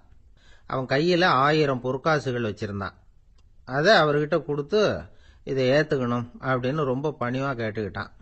அவர் பார்த்தார், இது எனக்கு தேவையில்லை, ஆனாலும் உன்னுடைய மனசை புண்படுத்துறதுக்கு நான் விரும்பலை, அதனால் நீ கொடுக்கறத வாங்கிக்கிறேன்னார். வாங்கிக்கிட்டார். அப்புறம் கேட்டார், இதை பாரு, இனிமே இதெல்லாம் என்னுடையது தானே அப்படின்னார். ஆமாம், அதையெல்லாம் நான் உங்களுக்கே கொடுத்துட்டேன்னா அவன். சரி, இப்போ நீ எனக்காக ஒரு காரியம் பண்ணணும்னார். என்ன செய்யணும்னு சொல்லுங்கன்னா, இந்த நாணயங்களையெல்லாம் எடுத்துக்கிட்டு போய் கங்கை நதியில் எரிஞ்சுட்டு வா அப்படின்னார். இவனுக்கு அதிர்ச்சியாக போச்சு. என்ன பண்ணுறது, இனிமேல் அது முடியாதுன்னு சொல்ல முடியாது. ஏன்னா அந்த நாணயங்களையெல்லாம் அவருக்கே கொடுத்துட்டான். இனிமேல் அதெல்லாம் இவனுடையது இல்லை. பேசாமல் அவ்வளவையும் அள்ளிக்கிட்டு ஆத்தங்கரைக்கு போனான். போனவன் ரொம்ப நேரம் திரும்பியே வரல. ராமகிருஷ்ணருக்கு சந்தேகம், என்ன ஆச்சு அந்த மனுஷனுக்கு, காசுகளோடு அந்த கங்கையில் குதிச்சுட்டானா, போகும்பொழுதே ஒரு மாதிரியாக தான் போனான், போய் என்னன்னு பார்த்துட்டு வாங்க அப்படின்னார். அங்கே இருந்த ஒருத்தர் ஓடி போய் பார்த்தார். அவர் போய் பார்க்கும்பொழுது அவன் அங்கேயே இருந்தான். அதுக்கப்புறம் அவர் திரும்பி வந்தார். வந்து விவரத்தை சொன்னார். அதாவது அவன் கங்கை கரையில் உட்காந்துக்கிட்டு ஒவ்வொரு நாணயமாக 1 2ன்னு எண்ணி எண்ணி வீசிக்கிட்டு இருக்கிறான். அவனை சுற்றி ஒரு கும்பல் நின்றுக்கிட்டு அவனை தடுத்துக்கிட்டு இருக்குது அப்படின்னு விவரத்தை சொன்னார் போயிட்டு வந்தவர். இதை கேட்டதும் ராமகிருஷ்ணரே புறப்பட்டு அங்கே போனாராம். என்ன இப்படி பண்ணிகிட்டு இருக்கிற, நான் உன்னை அந்த நாணயங்களை கங்கையில் வீசி எறிய சொன்னேன், நீ ஏன் அதை எண்ணிக்கிட்டு இருக்கிற அப்படின்னார். பழக்கம்தான் காரணம், நான் ஒவ்வொரு நாளும் ஒவ்வொன்றா சேமித்து வச்சேன், இன்றைக்கி என்கிட்ட நிறைய இருக்குது, உங்களுக்கு ஒரு 1000 நாணயங்களை கொடுக்கணுங்கிறது என்னோட ஆசை அப்படின்னா. இப்போ ராமகிருஷ்ணர் சொன்னார், ஒரே நேரத்தில் எல்லாத்தையும் சம்பாதிச்சிருந்தா நீ எண்ணுறது பொருத்தமாக இருக்கும், எல்லாத்தையும் இழக்கும்போது ஒவ்வொன்றா எண்ணிக்கிட்டு இழக்கிறதுங்கிறது சரியான செயல் இல்லை, அதனால் ஒரே தடவையாக எல்லாத்தையும் தூக்கி எறிஞ்சிடும் அப்படின்னார். இது இழப்பது அப்படிங்கிற ஒரு உயர்ந்த நிலை. இதை நாம் யதார்த்த வாழ்க்கையில் சம்பந்தப்படுத்தி பார்த்து குழப்பிக்கிட்டு இருக்கக்கூடாது. இழக்கிறேன்னு சொல்லிக்கிட்டு இருக்கிற காசையெல்லாம் ஆற்றுலையும் குளத்துலையும் கொண்டு போய் எரிஞ்சுட்டு வாங்க அப்படின்னு உபதேசம் பண்ணுறதாக யாரும் நினச்சிடக்கூடாது. இதில் நாம் புரிஞ்சிக்க வேண்டியது என்னென்னா, எதையாவது ஒன்றை இன்னொருத்தருக்கு கொடுக்கணும் அப்படின்னு விருப்பப்பட்டால் அதை மனப்பூர்வமாக கொடுத்துடணும். கொடுத்துட்டு அதையே நினச்சிக்கிட்டு இருக்கக்கூடாது. நம்மால் ஒருத்தர் ஒரு ₹100 நோட்டை தன்னுடைய நண்பர் ஒருத்தர்கிட்ட கொடுத்து, இது உனக்கு தான் வச்சுக்கோ அப்படின்னார். அவர் பார்த்தார், இது இனிமேல் எனக்கு தானே சொந்தம் அப்படின்னார். ஆமான்னார் அவர். அப்படின்னா எனக்காக நீ ஒரு உதவி செய்யணும்னார். சொல்லுங்க செய்கிறேன்னார் அவர். இந்த ₹100 நோட்டை தீ வச்சு கொளுத்தி விடுனார். இவர் அதிர்ச்சியாகி அவரை பார்த்தார். இப்போ அவர் சொன்னார், நீ எனக்கு அன்பாக கொடுத்தது இது, இந்த நோட்டு கள்ள நோட்டுங்கிறது எனக்கு முன்னாடியே தெரியும், சீக்கிரம் கொளுத்தி விடு, அதுதான் நம்ம 2 பேருக்குமே நல்லது அப்படின்னாராம் அவர். திருப்பாவை 10ஆம் பாடல். நோற்றுச் சுவர்க்கம் புகுகின்ற அம்மனாய் மாற்றமும் தாராரோ வாசல் திறவாதார், நாற்றத்துழாய் முடி நாராயணன் நம்மால் போற்றப் பறைதரும் புண்ணியனால், பண்டொரு நாள் கூற்றத்தின் வாய் வீழ்ந்த கும்பகர்ணனும் தோற்றும் உனக்கே பெரும் துயில்தான் தந்தானோ, ஆற்ற அனந்தல் உடையாய் அருங்கலமே தேற்றமாய் திரவேலோர் எம்பாவாய். இந்த பாடலை நோன்பின் பெருமையால் கண்ணனை கையில் கனிபோல் அடைந்த ஒரு பக்திமிக்க பாவை எழுப்பப்படுகிறாள் என்றும் பார்க்கலாம். அல்லது தூக்கத்தையே நோன்பாக கருதி சோம்பி கிடக்கிற ஒருவளை கேலி பேசுவதாகவும் பொருள் கொள்ளலாம். இப்போது பாடலின் பொருளை முதலில் பார்ப்போம். நோன்பின் பலன் கைவரப் பெற்று அதன் விளைவாக சொர்க்கத்தையே அடைகின்ற பெண்ணே, அந்த சொர்க்கத்தினுள்ளே புகும் பெண் என்றாலும் உறக்கத்தை நோன்பாக கொண்டவளே என்று இன்னொரு பொருள். நீ வாயில் கதவைத்தான் திறக்கவில்லை, வாயை திறந்து பதில் கூடவா சொல்லக்கூடாது? மனம் நிறைந்த திருத்துழாய் துளசி மாலையை திருமுடியில் அணிந்திருக்கிற நாராயணன், நமது போற்றுதலை ஏற்று பலனை வழங்குகின்ற புண்ணியன், முன்னொரு காலத்தில் எவனுக்கு இரையாகி போன கும்பகர்ணன் உன்னுடன் தூக்கப் போட்டிக்கு வந்து தோற்று பெரிய தூக்கத்தை தன் தோல்வியின் அடையாளமாக உனக்கு வழங்கிவிட்டானா என்ன? மிகுந்த சோர்வும் சோம்பலும் ஏன் உனக்கு? இந்த குழுவுக்கே ஒப்பற்ற அணிகலன் போல விளங்குகிறளா அல்லவா நீ? படுக்கையை விட்டு தெளிவுடன் எழுந்து வந்து கதவை திற என்று வெளியில் நின்ற தோழியர் உள்ளே படுத்திருப்பவளை அழைக்கிறார்கள். இதுவே பாடலின் திரண்ட பொருள். இங்கே கேலியும் கிண்டலும் கூட ஒரு வகையான விளையாட்டாக எடுத்துக்கொள்ள ஒரு பகுதி இடம் கொடுக்கிறது. ஒரு பெண் சொல்லி இருக்கிறாள், நான் கடுமையான தவம் பண்ணி சொர்க்கம் போகப் போகிறேன் என்று இவர்கள் பேசிக்கொண்டிருக்கிற போது தோழிகளுக்கு மத்தியில் சொல்லி இருக்கிறாள். அவளை இப்போது எழுப்ப வந்திருக்கிறார்கள். ஆஹா அடியம்மா, நீ சொர்க்கம் போகிற லட்சணம் என்ன என்று எங்களுக்கு தெரியாதா? நோற்று சொர்க்கம் போகுகின்ற அம்மனாய், நீ தவம் பண்ணி சொர்க்கம் போவேன் என்று சொன்னாயே, இப்போது படுத்து கிடக்கிறாயே. இப்படி எடுத்துக்கொண்டால் அது ஒரு கேலியான கிண்டலான அவளை பற்றி பேசுகிற ஒரு விளையாட்டு பேச்சாக பொருளாகிறது. உண்மையிலேயே எடுத்துக்கொண்டால் அவள் உண்மையான கடினமான முயற்சி உடையவள், எல்லா நோன்புகளையும் சரியாக மேற்கொள்ளுகிறவள், நாளை வைகுந்தம் சேர வேண்டும் என்ற எண்ணத்தில் தன் வாழ்நெறியை அமைத்து கொண்டவள். எனவே நோற்று சொர்க்கம் போகின்ற அம்மனாய் பெருமைக்கு உரியவளே, நீ தவம் பண்ணி மேலே போவேன் என்று சொன்னாயே, இப்போது தூங்கிக் கொண்டிருக்கிறாயே என்று ரெண்டு வகையிலேயும் பாவத்தை மாற்றி பொருள் சொல்லக்கூடிய பாடல் வரி இது. சொர்க்கம் எது, நரகம் எது?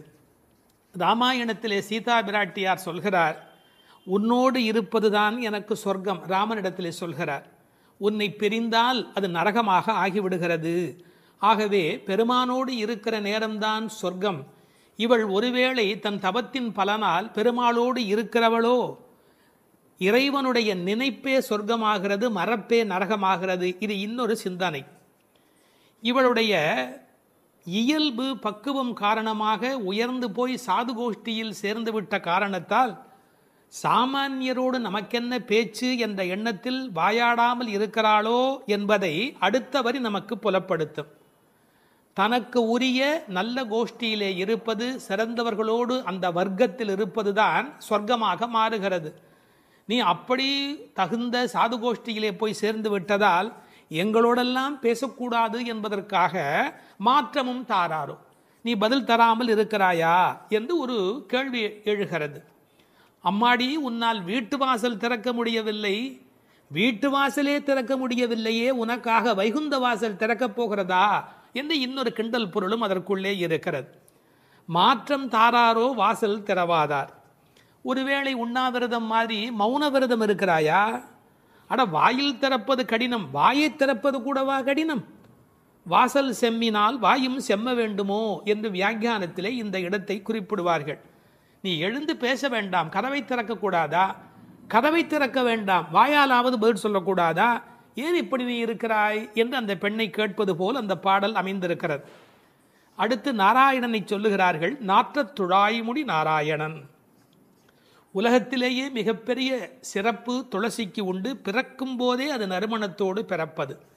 அதனால்தான் பின்னாலே பாடுகிறார்கள், இருந்தவண்ணாகிலும் கொண்டு வீசுமினி. துளசி கிடைக்கவில்லை என்றாலும் பரவாயில்லை, துளசி இருந்த மண்ணை எடுத்தாவது எங்கள் மீது வீசுங்கள் என்பார்கள். ஒரு பெருமாள் கோயிலுக்குள் போகிற போது நமக்கு கிடைக்கிற மிகப்பெரிய இன்பமே அந்த திருத்துழாய் நறுமணம். பச்சை கற்பூரம் அது இன்னொரு பக்கம், திருத்துழாய் நறுமணம்தான் கோயிலின் சிறப்பழகு.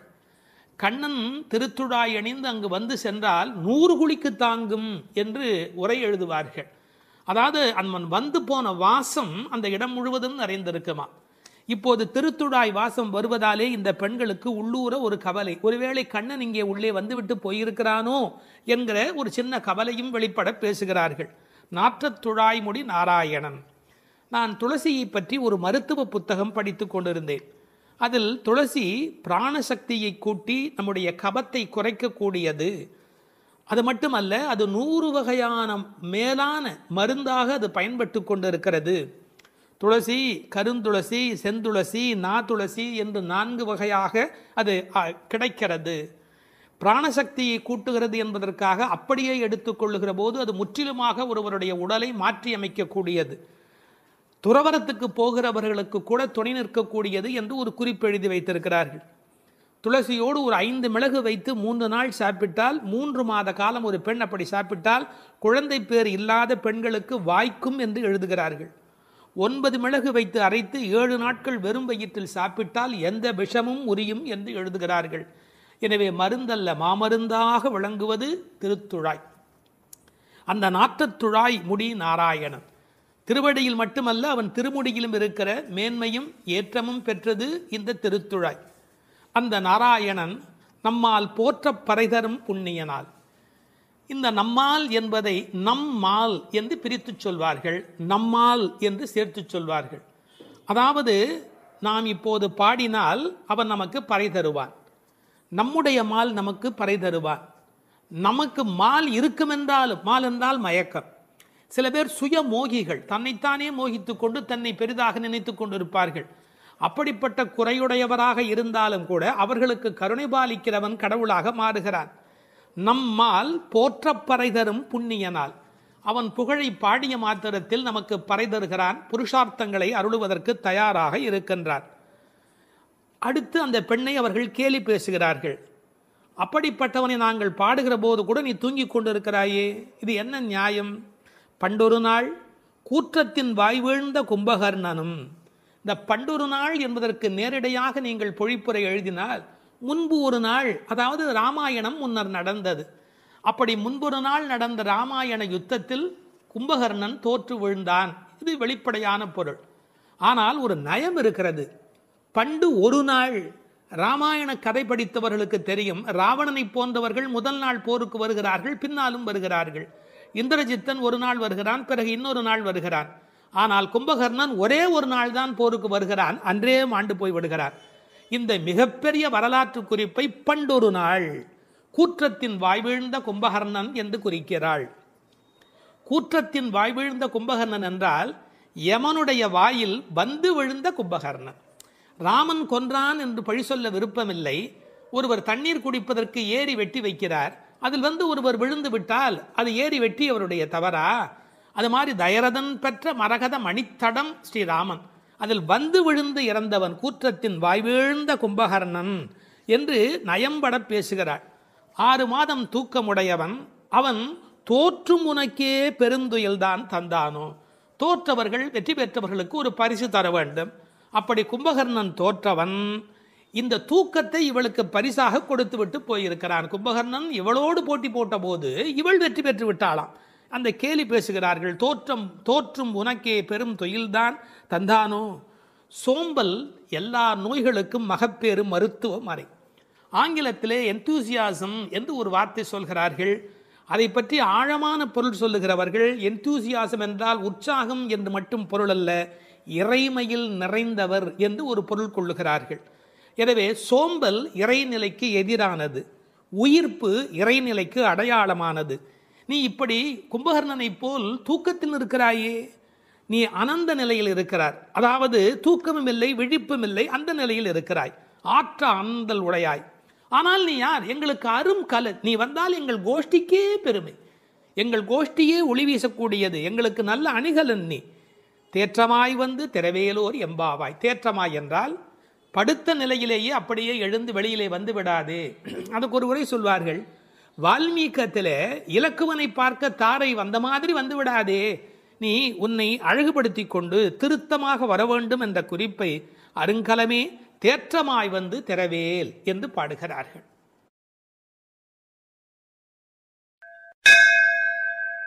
திருப்பாவை 11ஆம் பாட்டு.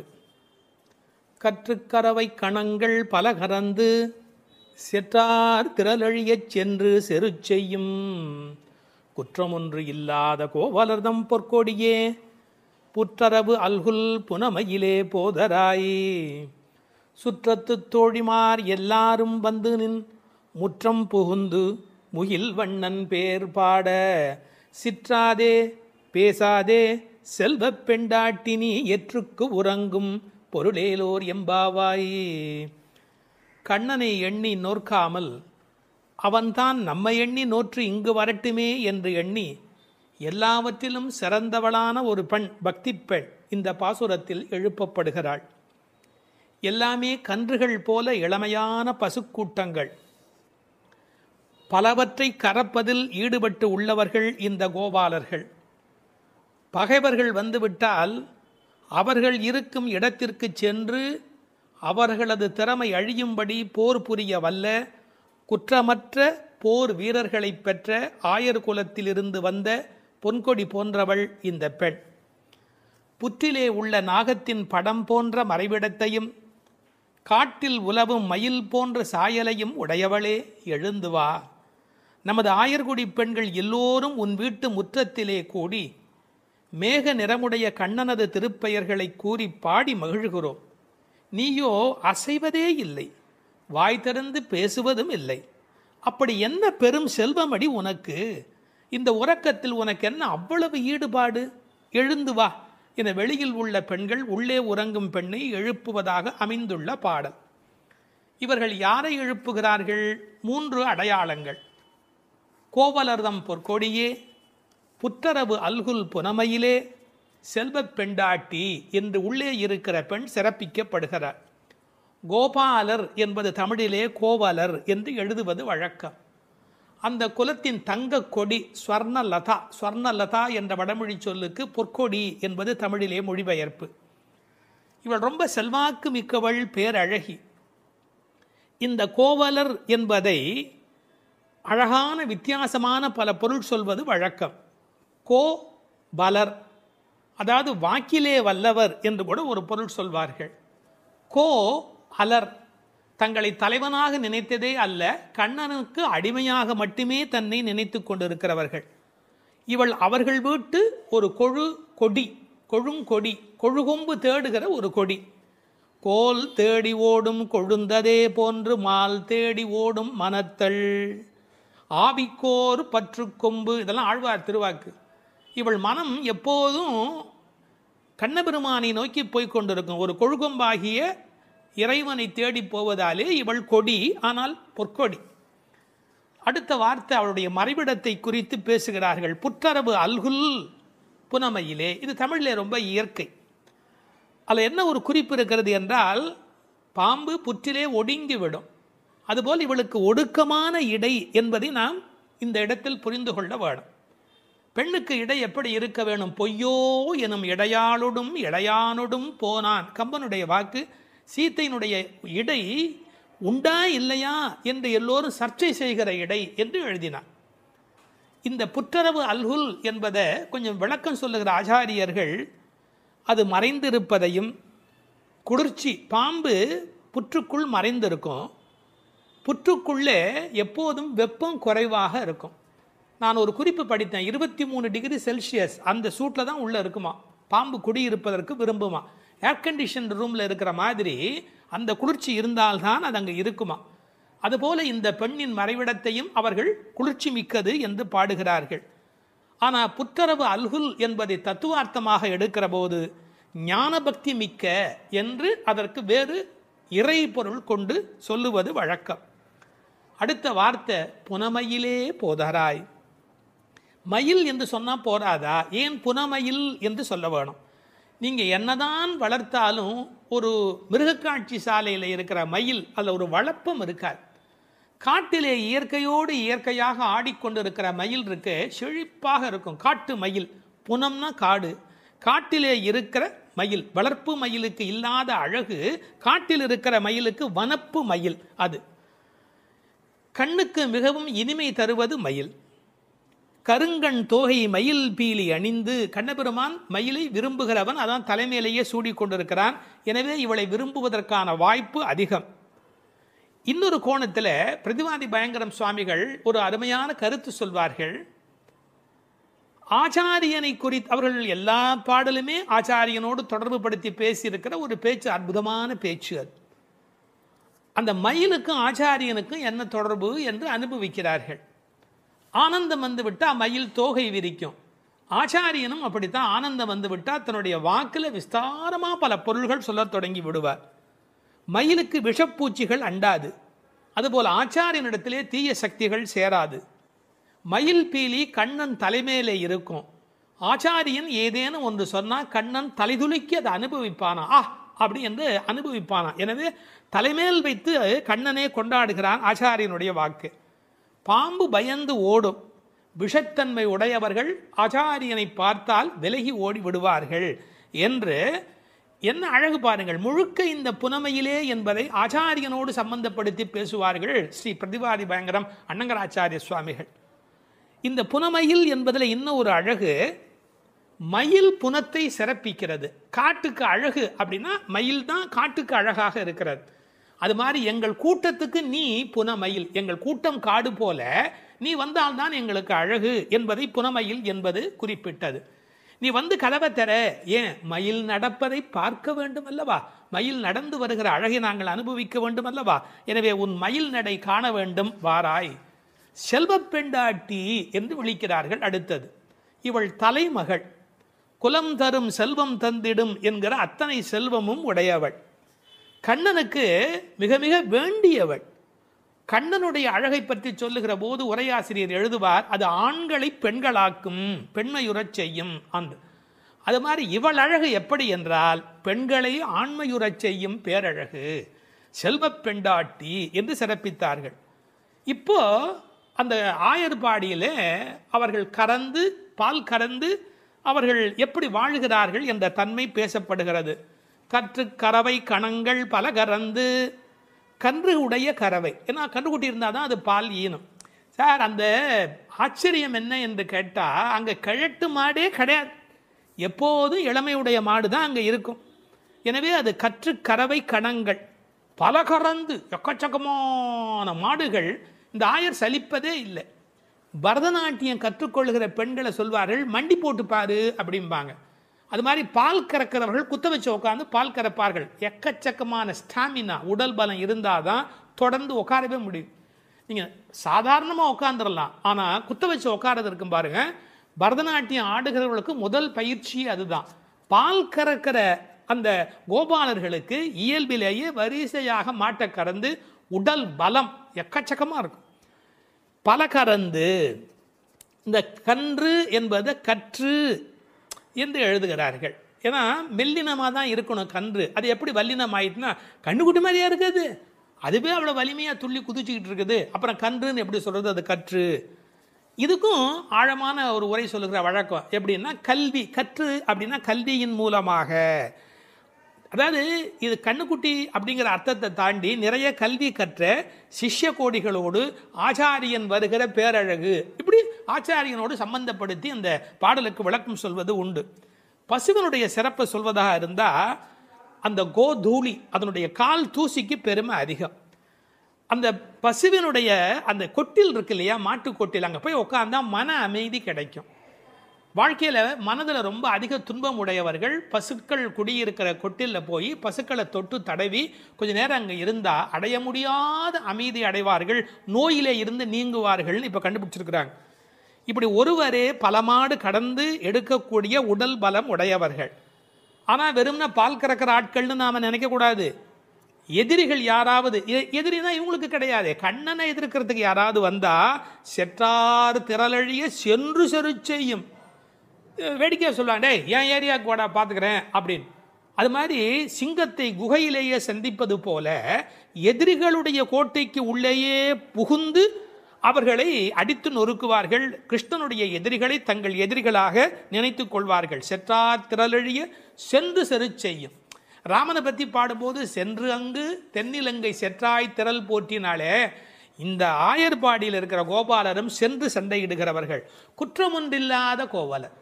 அவங்களுக்கு இடக்கை வழக்கை தெரியாது. படித்து வந்தவன் சார் விஷமம் பண்ணுவான், கல்வி உள்ளவன் தானே அதிக வம்பு பண்ணுவான். இவங்களுக்கு எந்த குற்றமுமே கிடையாது. அப்படிப்பட்ட கோவலர்தம் பொற்கொடியே சுற்றத்து தோழிமார் எல்லாரும் வந்து, அத்தனை பேரும் வந்துட்டோம். உன் வீட்டு வாசல்ல நிற்கிறோம். தேக பந்துக்கள், ஆத்ம பந்துக்கள் என்று எல்லாருமா நாங்கள் உன் வீட்டு வாசல்ல வந்து நிற்கிறோம். நீ முற்றம் புகுந்து முகில்வண்ணன் பேர் பாட. உங்க வீட்டு கதவை திறந்து நாங்கள் தொட்டி முற்றத்துக்குள்ளேயே வந்து நிற்கிறோம். வீடு கட்டுகிறவர்கள் பழைய காலத்தில் படி, நடை, கூடம், முற்றம், பின்னால் இருக்கிற இடம் வெளி என்று கட்டுவார்கள். நாங்கள் படியை தாண்டி நடையை தாண்டி வீட்டு முற்றத்துக்குள்ளே வந்து பாடுகிறோம். இன்னும் உன் காதில் கேட்கலையா? அணியரங்கன் திருமுற்றத்து அடியார் தங்கள் இன்பமிகு பெரும் குழுவும் கண்டு. பெருமாள் திருமொழியில் இருக்கிற வாக்கு. ரங்கநாதனுடைய முற்றத்தில் வந்து நின்று கொண்டு பாடுவார்கள். அதுபோல நாங்கள் இப்போது பாடிக்கொண்டிருக்கிறோம். முற்றம் புகுந்து முகில் வண்ணன் பேர் பாட. ஒரு அழகு சொல்லட்டுமா? உன்னை புனமயில் என்று வர்ணிக்கிறார்கள். மயில் எப்போ ஆடும்? முகில் பார்த்தா ஆடும். கண்ணன் முகில் வண்ணன், நீ புனமயில், அவனுக்கென்று ஆட பிறந்தவள். முகில் வண்ணன் பேர் பாட சிற்றாதே. சிற்றாதேன்னா அசையாம கிடக்கிறமா, நீ உடம்பு கூட அசையில. நாங்கள் இவ்வளோ பேர் பாடுறோம், ஒரு குலுங்கல் ஒன்றுமே இல்லையே. பேசாதே, பதிலும் நீ பேச மாட்டேங்கிற. செல்வ பெண்டாட்டி, ரொம்ப உனக்கு நாம் கண்ணனுக்கு வேண்டியவன் அப்படிங்கிற ஒரு ஒரு கர்வம் வந்து விட்டதா? செல்வ பெண்டாட்டி நீ எற்றுக்கு உறங்கும் பொருள் ஏலோர் எம்பாவாய். உறக்கத்தில் அர்த்தமே இல்லையேடி, அர்த்தமில்லாத தூக்கத்தில் போய் ஆழ்ந்து கிடக்கிறாயே என்று பேசுவதாக அமைந்திருக்கிறது இந்த பாடல்.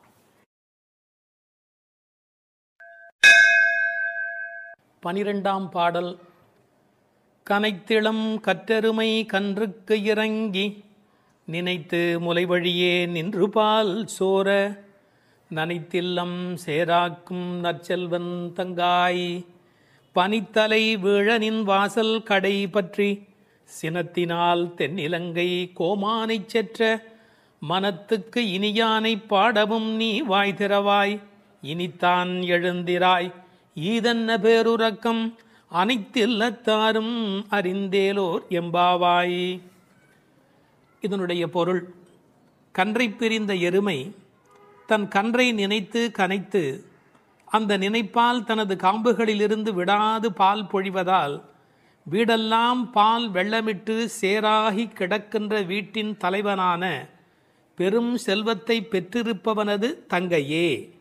முன்பு பெரும் கோபத்தால் தென்னிலங்கை மன்னனான ராவணனை அழித்து ஒழித்த மனத்திற்கு இனியவனான ராமபிரானை புகழ்ந்து மார்கழி மாத பனி தலையில் விழுந்து கொண்டிருக்க நாங்கள் உன் வீட்டு வாசலில் கீர்த்தனம் செய்வதை கேட்டும் நீ உறங்கலாமா? கதவை திற. பொழுது விடிந்து இன்னும் நீ உறங்குவது எல்லா வீட்டாருக்கும் தெரிந்து விட்டது. இனியாவது எழுந்திரு, என்ன இது பெரிய உறக்கம் என்கிறார்கள். இந்த பாடலில் எழுப்பப்படுகிறவள் கண்ணபெருமானுடைய நெருங்கிய நண்பனுடைய தங்கை. அவளை எழுப்புகிற போது நற்செல்வன் தங்காய் என்று அவர்கள் அன்போடு அழைக்கிறார்கள். சூழலை முதலில் வர்ணிக்கிறார்கள். ஒரு எருமை அவிழ்த்துவிட்ட பிறகும் பால் கறவாமல் விட்டுவிட்டதால் தன் கன்றை நினைத்து அது பால் பொழிகிறது. அதனால் வீடு சேராகிறது.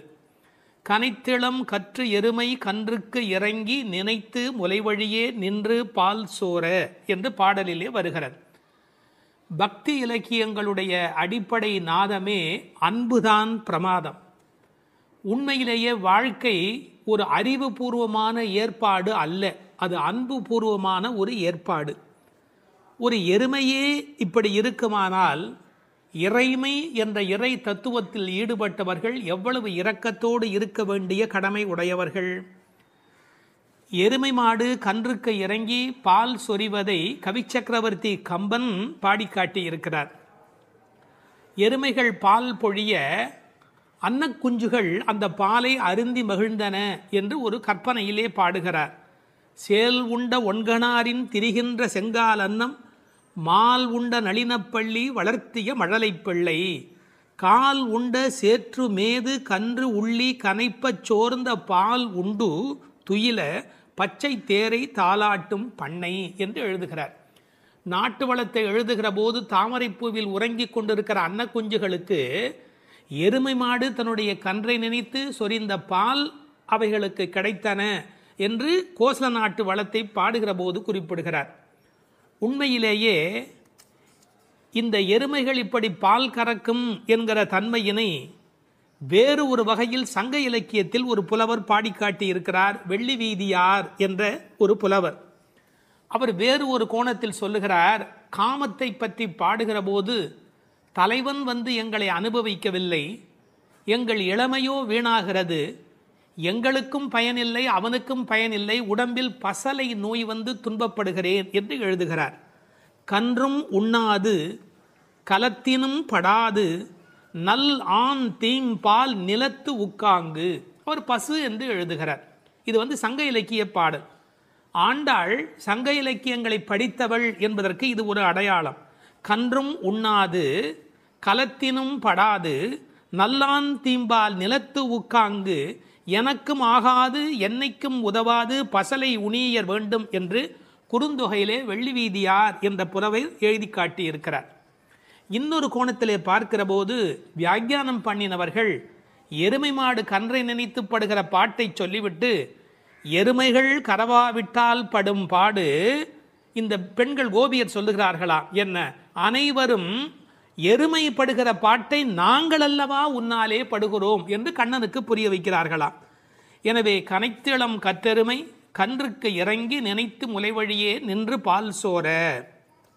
சென்ற பாடலிலே பால் கறப்பதை பற்றிய குறிப்பு வந்தது. கற்றுக்கறவை கணங்கள் பல கறந்து என்று வரும். இந்த பாடலிலே பால் கறவாமை பற்றிய குறிப்பு வந்தது. அப்படியானால் எது உண்மை? இப்படி எடுத்துக்கொள்ள வேணும்.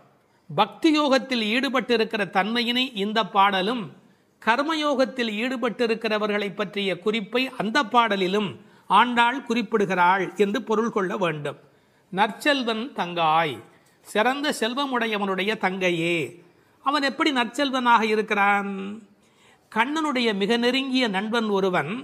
அதை ஆழ்வார் பாடுகிற போது சொல்லுகிறார். பெரியாழ்வார் திருமொழியிலே சுரிகையும் தெரிவில்லும் செண்டுகோலும் மேலாடையும் தோழன்மார் கொண்டு ஓட ஒரு கையால் ஒருவன் தன் தோளை ஊன்றி. கண்ணன் எப்போதும் யாராவது ஒருத்தனுடைய தோளை அணைத்தபடி இருக்கிறானா.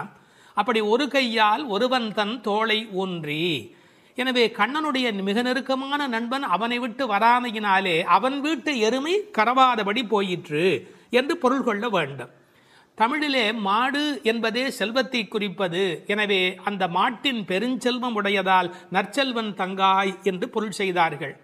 தத்துவார்த்தமாக பொருள் செய்தவர்கள் ஆண்டாளுக்கு சகோதரராக எம்பெருமானாரை சொல்லுகிற மரபு வழி சிந்தனையினை கொண்டு வருகிறார்கள். பெரியாழ்வார் பெற்றெடுத்த பெண் பிள்ளை வாழியே, பெரும் புதூர் மாமுனிக்கு பின்னானாய் வாழியே என்று ராமானுஜருக்கு தங்கையாக ஆண்டாள் பேசப்படுகிறாளே. கோயில் அண்ணா வாரும் என்று ஆண்டாள் அழைத்தாளே, அந்த இங்கு நினைவூட்டி நற்செல்வன் தங்காய் என்று ஆண்டாளையே குறிப்பிடுகிறார்கள். அது மட்டுமல்ல, கைங்கரிய லக்ஷ்மி அதுதானே செல்வம், இந்த உலகத்தில் பகவானுக்கு செய்கிற சேவையே பெரிய செல்வம் என்று வேறு ஒரு கோணத்திலும் இதற்கு உரை எழுதுவார்கள். இந்த பெண்கள் இப்போது பேசுகிறார்கள். அம்மா, உன் வீட்டு வாசலிலே மார்கழி பனி தலையிலே வந்து விழுகிறது. நாங்கள் எதை பிடித்து கொண்டு நிற்கிறோம் தெரியுமா? உன் வீடு சேராகி கிடக்கிறது. எருமை பால் ஓட ஓட கீழே கால் வைக்க முடியவில்லை, சேராகி இருக்கிறது. பழைய காலத்தில் வீட்டு கதவுல நாதாங்கி என்று ஒன்று தொங்கும். அதைத்தான் நாதம் சத்தம் போடுவார்கள். தட்டினா வீட்டுக்குள்ளே கேட்பும் என்ற காலிங் பெல் இன்றைய மெத்தடில். அந்த நின் வாசல் கடையை பற்றி நாங்கள் நாதாங்கியை பற்றி கொண்டு நிற்கிறோம். அதுக்கு உரை எழுதும் போது சொன்னார்கள், மேலே பனி வெள்ளம் மனத்தே பால் வெள்ளம், தரையிலோ மேலே பனி வெள்ளம் மனத்தே மால் வெள்ளம். மால்னா திருமால். மனத்தே மால் வெள்ளம் தரையிலே பால் வெள்ளமாய் தெப்பம் வற்றுவாரை போலே உன் வீட்டு நாதாங்கியை பிடித்து தொங்கிக் கொண்டிருக்கிறது கான். அப்படியெல்லாம் அந்த நாதாங்கியை பிடித்து கொண்டு இவைகள் தொங்கிக் கொண்டு நிற்கிறார்கள். சினத்தினால் தென்னிலங்கை கோமானை செற்ற மனத்துக்கு இனியானே பாடமும் நீ வாய் திறவாய். அளவு கடந்த அநியாயம் செய்து விட்டான் ராவணன். என்ன, சீத்தையை ராமனால் பிரிய முடியாது. பிராட்டியையும் பெருமாளையும் பிரிக்கக்கூடாது. அந்த பாவத்தை செய்தமையினால் கோபப்பட்டு சினத்தினால் தென்னிலங்கை கோமான் ராவணனை செற்ற அழித்த மனத்துக்கு இனியானை பாடவும் நீ வாய் திறவாய். ராமன் மனத்துக்கு இனியவன் என யாருக்கும் எந்த நோவும் வரக்கூடாது என்று எண்ணுவது ராமனுடைய பண்பாடு. எப்படி என்று குகனை போன்ற அன்பர்கள் வருகிறார்கள். இவன் தாழ்ந்தவன் என்று நினைக்கல, ஏழை ஏதலன் கீழ்மகன் என்னாது அவனோடு அன்பு பாராட்டுகிறார். கிளிக்கு யாருடைய பெயர் வைப்பது என்று கேட்கிறாள். கைகேயி அம்மாவுடைய பெயரை வை என்று சொல்லுகிறார். இப்படி எல்லோருக்கும் மனத்துக்கு இனியனாயிருந்த அழகை வைமு கோபாலகிருஷ்ணமாச்சாரியார் உரையிலே ராமாயண பாடல்ல இருந்தே பல குறிப்பு சொல்லுகிறார். மனத்துக்கினியானே என்ற தொடர்க்கு நட்பினர் நொதுமலாளர் பகைவர் ஆகிய மூவகையர் மனத்துக்கும் இனியவன் என்று பொருள் கொள்ளலாம். குகன விடுங்கள். அடுத்தாற் போல வாலிக்கும் ராவணனுக்கும் கூட இனியனாயிருந்தான் என்றோ, மூக்கும் காதும் வெம்முரண் முலை கண்களும் முறையால் இழந்து அரற்றிய சூர்ப்பனகையும் போக்கினீர் என் நாசி பொய்த்து என் என்றும் மேற்குயரும் நெடுமூக்கு மடந்தையர்க்கு மிகையன்றோ என்றும் பிழை செய்தீரோ என்றும் சூர்ப்பனகை ராமனை புகழ்ந்து பாடுகிறாள்.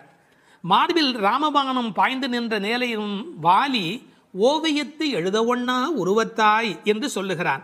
ஆவி போம் வேலைவாய் அறிவு தந்து அருளினாய் என்று பேசுகிறான். ராவணன் மாலியவானிடத்திலே வந்து சொல்லுகிற போது நாசம் வந்துற்ற காலை நல்லதோர் பகையை பெற்றேன் என்றார். அது மட்டுமல்ல, ராமனுடைய தோற்றத்தை பார்த்துவிட்டு சொல்லுகிறான். ராகவன் மேனி நோக்கி தீயன கொடிய வீர சேவகச் செய்வை கண்டால் நாயன தகுதும் அன்றே காமனும் நாமும் எல்லாம் என்று பகைவனை கொண்டாடுகிறான் ராவணன். எனவே ராமனிடத்தில் எல்லோரும் அன்பு பாராட்டுகிற காரணத்தினாலே அவன் மனத்துக்கு இனியவனாக இருக்கின்றான். அந்த மனத்துக்கு இனியானை நாம் பாட இனித்தான் எழுந்திராய். ராமாயணமே சொல்லிவிட்டோம், இன்னும் நீ எழவில்லையே, ஈதென்ன பேருறக்கம். இந்த உறக்கம் நியாயமா? இப்படி தூங்கி தொலைக்கிறாயே. அனைத்தில்லத்தாரும் அறிந்தார். உனக்கு வெக்கமா இல்லை? பக்கம் வீடு எதிர் வீடு எல்லாருமே நீ எழவில்லை என்பதை தெரிந்து வைத்திருக்கிறார். மனிதர்களுடைய இயல்பு தன்னை பற்றி அக்கம் பக்கம் என்ன நினைக்கும் என்கிற ஒரு கூச்ச சுபாவம் உண்டு. அதை இந்த இடத்துல எடுத்து சொல்லி அனைத்தில்லத்தாரும் அறிந்து என்று உரை எழுதினார்கள். ராமானுஜரை நினைவூட்டி உரையிலே இன்னொரு குறிப்பு சொன்னார்கள். திருக்கோஷ்டியூர் கோபுரத்தின் மேல் ஏறி திருவெட்டெழுத்தினுடைய பொருளை ஓரான் வழி உபதேசமாக வருகின்ற ஒன்றை கூட எல்லாரும் அனைத்தில்லத்தாரும் அறியும்படியாக சொன்னவர் ஸ்ரீ ராமானுஜர் அல்லவா? அவரை இந்த இடத்தில் நினைவு கூர்ந்து இந்த பாடல் நிறைவு பெறுகிறது.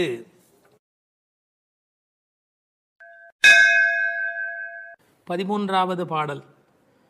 புள்ளின்வாய் கீண்டானே பொல்லா அரக்கனை கிள்ளிக் களைந்தானே, கீர்த்திமை பாடிப்போய் பிள்ளைகள் எல்லோரும் பாவை களம் புக்கார், வெள்ளி எழுந்து வியாழம் உறங்கிற்று புள்ளும் சிலம்பினகான், போதறிக் கண்ணினாய் குள்ளக் குளிரக் குடைந்து நீராடாதே பள்ளி கிடத்தியோ, பாவாய் நீ நன்னாளால் கள்ளம் தவிர்ந்து கலந்தேலோர் எம்பாவாய். கண்ணழகு படைத்த பெண் ஒருத்தியை இப்பாசுரத்தால் எழுப்புகிறார்கள். மலரில் உள்ள வண்டுகள் போன்று அழகிய கண்களை உடையவளே, கொக்கு வேடத்தில் வந்து வாயை பிளந்து கண்ணனை விழுங்க எண்ணிய பகாசுரனை அவன் வாயை கிழித்து அழித்த கண்ணபெருமான், கொடியவனான ராவணரது தலைகளை அறுத்து அழித்த ராமபிரான், அவர்களது வீர வரலாறுகளை பாடிக்கொண்டு இளம்பெண்கள் எல்லோரும் பாவை நோன்புக்குரிய இடத்திற்கு எப்போதோ சென்று விட்டனர். வானத்திலேயோ குரு என்கிற கோள் மறைந்து சுக்கிரன் உதயமாகிவிட்டான். பட்சிகள் வீதியெல்லாம் பறந்து சப்திக்கின்றன. இந்த மார்கழி விடியல் விடியும் முன்பே உடல் நன்கு குளிரும்படி மடுவில் குடைந்து குடைந்து நீராட வேண்டாமா? இன்னும் படுக்கையில் சுருண்டு கிடக்கலாமா? நல்ல நாளும் அதுவுமாக இப்படி இருக்கிறாயே, அப்படி உனக்கு என்ன தனிய அனுபவம்? உன் மனதில் உள்ள கள்ளத்தனத்தை விடுத்து எங்களோடு சேர்ந்து வா என்று அழைக்கிறார்கள். இதை ரசமாக அனுபவிக்கிறவர்கள் முதல் பாடலிலே மனத்துக்கினியான் என்று ராமனை பேசிவிட்டதால் இந்த ஆயர்பாடிக்குள்ளே ஒரு பெரிய விவாத கோலாகலம் ஏற்பட்டு விட்டதாம். அதாவது சர்ச்சை. அது யாரடா அது? கண்ணனுடைய ஊரிலே வந்து ராமனுடைய கதையை பேசி கொண்டிருக்கிறார்களே என்று சில பேர், சில ஆயர்கள் கோபப்படவும், ஏன் அப்படி பேசக்கூடாதா என்று சில பேர் மறுபடியும் எதிர்ப்பக்கம் விவாதிக்கவும், ஒரு பட்டிமண்டபத்தை போலவே ஒரு விவாதம் அங்கு தொடங்கிவிட்டது என்று அனுபவிப்பார்கள். ஏனென்றால் இந்த பாடல் எப்படி வருகிறது? புள்ளின்வாய் கீண்டானி என்று கண்ணபெருமான் பகாசுரனை அழித்த கதையை சொல்லி, பிறகு பொல்லா அரக்கனை கிள்ளி களைந்தானே என்று ராமாவதார கதையையும் சேர்த்து பேசுகிறார்கள். அதை எப்படி சொல்லுகிறார்கள்? கண்ணனுடைய ஸ்தலத்தில் ராமனுடைய கதையா என்று ஒருவர் கேட்க, ஏன் முன்பு ராமனை பாடிய காலத்திலே நாம் கண்ணனை சேர்த்து பாடியது இல்லையா? அந்த காரணமாக வருக வருக வருக இங்கே வாமன நம்பி வருக, கரிய குடல் செவ்வவாய் முகத்து என் காகுத்த நம்பி வருக என்று ஆண்டாளே பாடியிருக்கிறாளே. எனவே ஆண்டாள் சிற்றில் சிதைத்தல் பாடுகிற காலத்தில் சீதவாய் அமுதம் உண்டாய் எங்கள் சிற்றில் சிதையேல் என்று பாடியிருக்கிறாளே. அந்த அனுபவத்தை எல்லாம் இங்கே குறிப்பிடுகிறார்கள். வருக வருக என்று ஆழ்வார் அனுபவித்ததையும் சிற்றில் சிதைக்காதே என்று ஆண்டாள் அனுபவித்ததையும் இந்த இடத்தில் மேற்கோளாக காட்டி, இந்த அயோத்தியிலே ராமபெருமானுடைய புகழை பேசுவது போல ஆயர்பாடியில் கண்ணன் புகழ்தான் பேச வேண்டும் என்ற கட்டாயம் இல்லை, இடம் மாறி பேசினாலும் ஒன்றும் தவறு இல்லை என்று ஒப்பந்தமாயிற்று என்று இதை வேறு ஒரு கோணத்திலே பேசுவார்கள். தீவிர பற்று உடையவர்கள் எப்போதும் இது போன்ற பிரச்சனைகளில் ஈடுபடுவது என்பது தவிர்க்க முடியாதது. புள்ளின் வாய் கிண்டானே பொல்லா அரக்கனை கிள்ளிக் களைந்தானே, பறவை வடிவத்திலே வந்தவனை அவன் அழித்தவன்.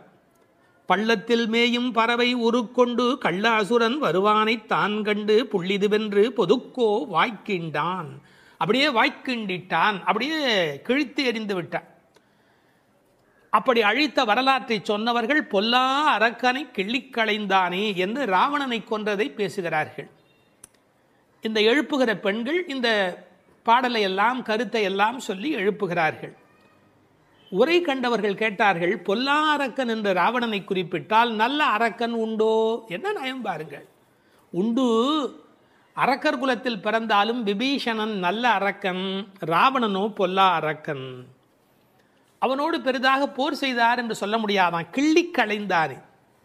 தமிழில் ஒரு பழக்கம் உண்டு, யாராவது ரொம்ப அலட்சியமாக நினைச்சா என்ன கிள்ளுக்கிறேன்னு நினைச்சுக்கிட்டியா என்று கேட்பார்கள். அப்படி ராவனுடைய தலைகளை ராமன் கிள்ளினானான், கிள்ளிக் களைந்தானே. அதுக்கு வேற ஒரு பொருள் உண்டு. தன்முனைப்பு உள்ளவர்கள் பரமாத்மாவால் அழிக்கப்படுவார்கள் என்கிற அந்த உணர்வு 10 தலை ஒருவருக்கு உண்டு என்ற கதையை அப்படியே எடுத்துக்கொள்வதை விட, பன்முகமாக ஆசை தலி விரித்து ஆடுகிற போது ஒருமுகமுடைய பரமாத்மா மனதை நாம் ஒருமுகப்படுத்தினால் நமக்கு உள்ளே இருக்கிற பன்முகம் அழிந்து போகும் என்று உருவகமாக எடுத்துக்கொண்டு அனுபவிப்பவர்களும் உண்டு. இப்படி ராவணனை அழித்த வரலாற்றை பேசி கீர்த்திமை பாடிப்போய் பிள்ளைகள் எல்லோரும் பாவை களம் புக்கார். இந்த நெல் பயிரிடுகிற இடத்துக்கு நெற்களம் என்று பெயர், அதுபோல் பாவையின் நோன்பு நோற்கிற இடத்துக்கு பாவைக்களம் என்று பெயர்.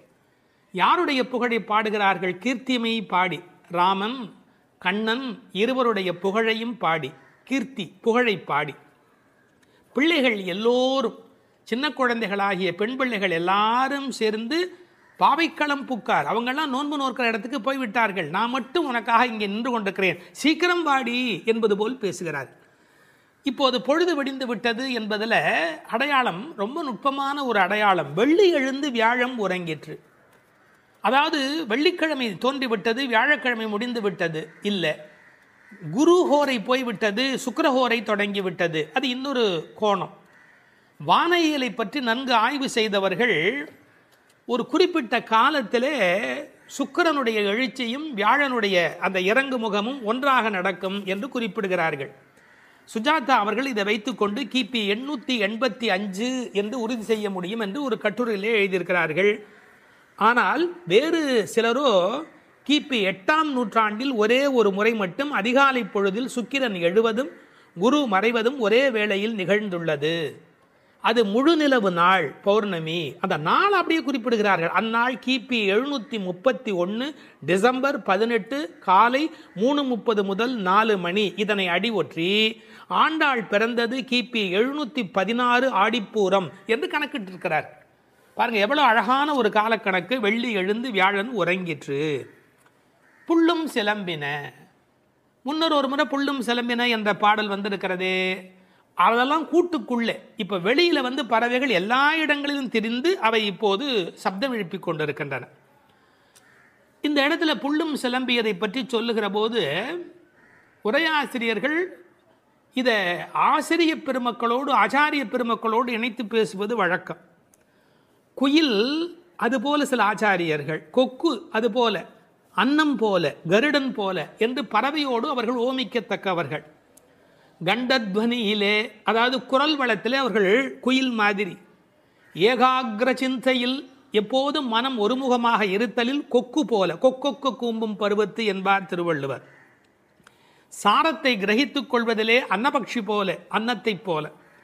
கைங்கரியம் என்ற தொண்டு செய்வதிலே கருட பட்சியைப் போல, பல்லடிமை திறத்தினாலே என்று பறவையை அப்படியே அடியார்களோடு ஒப்பிடுவதும் வழக்கம்.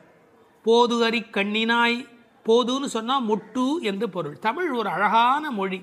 அரும்பு, முகை, முகிழ், மொட்டு, மலர்.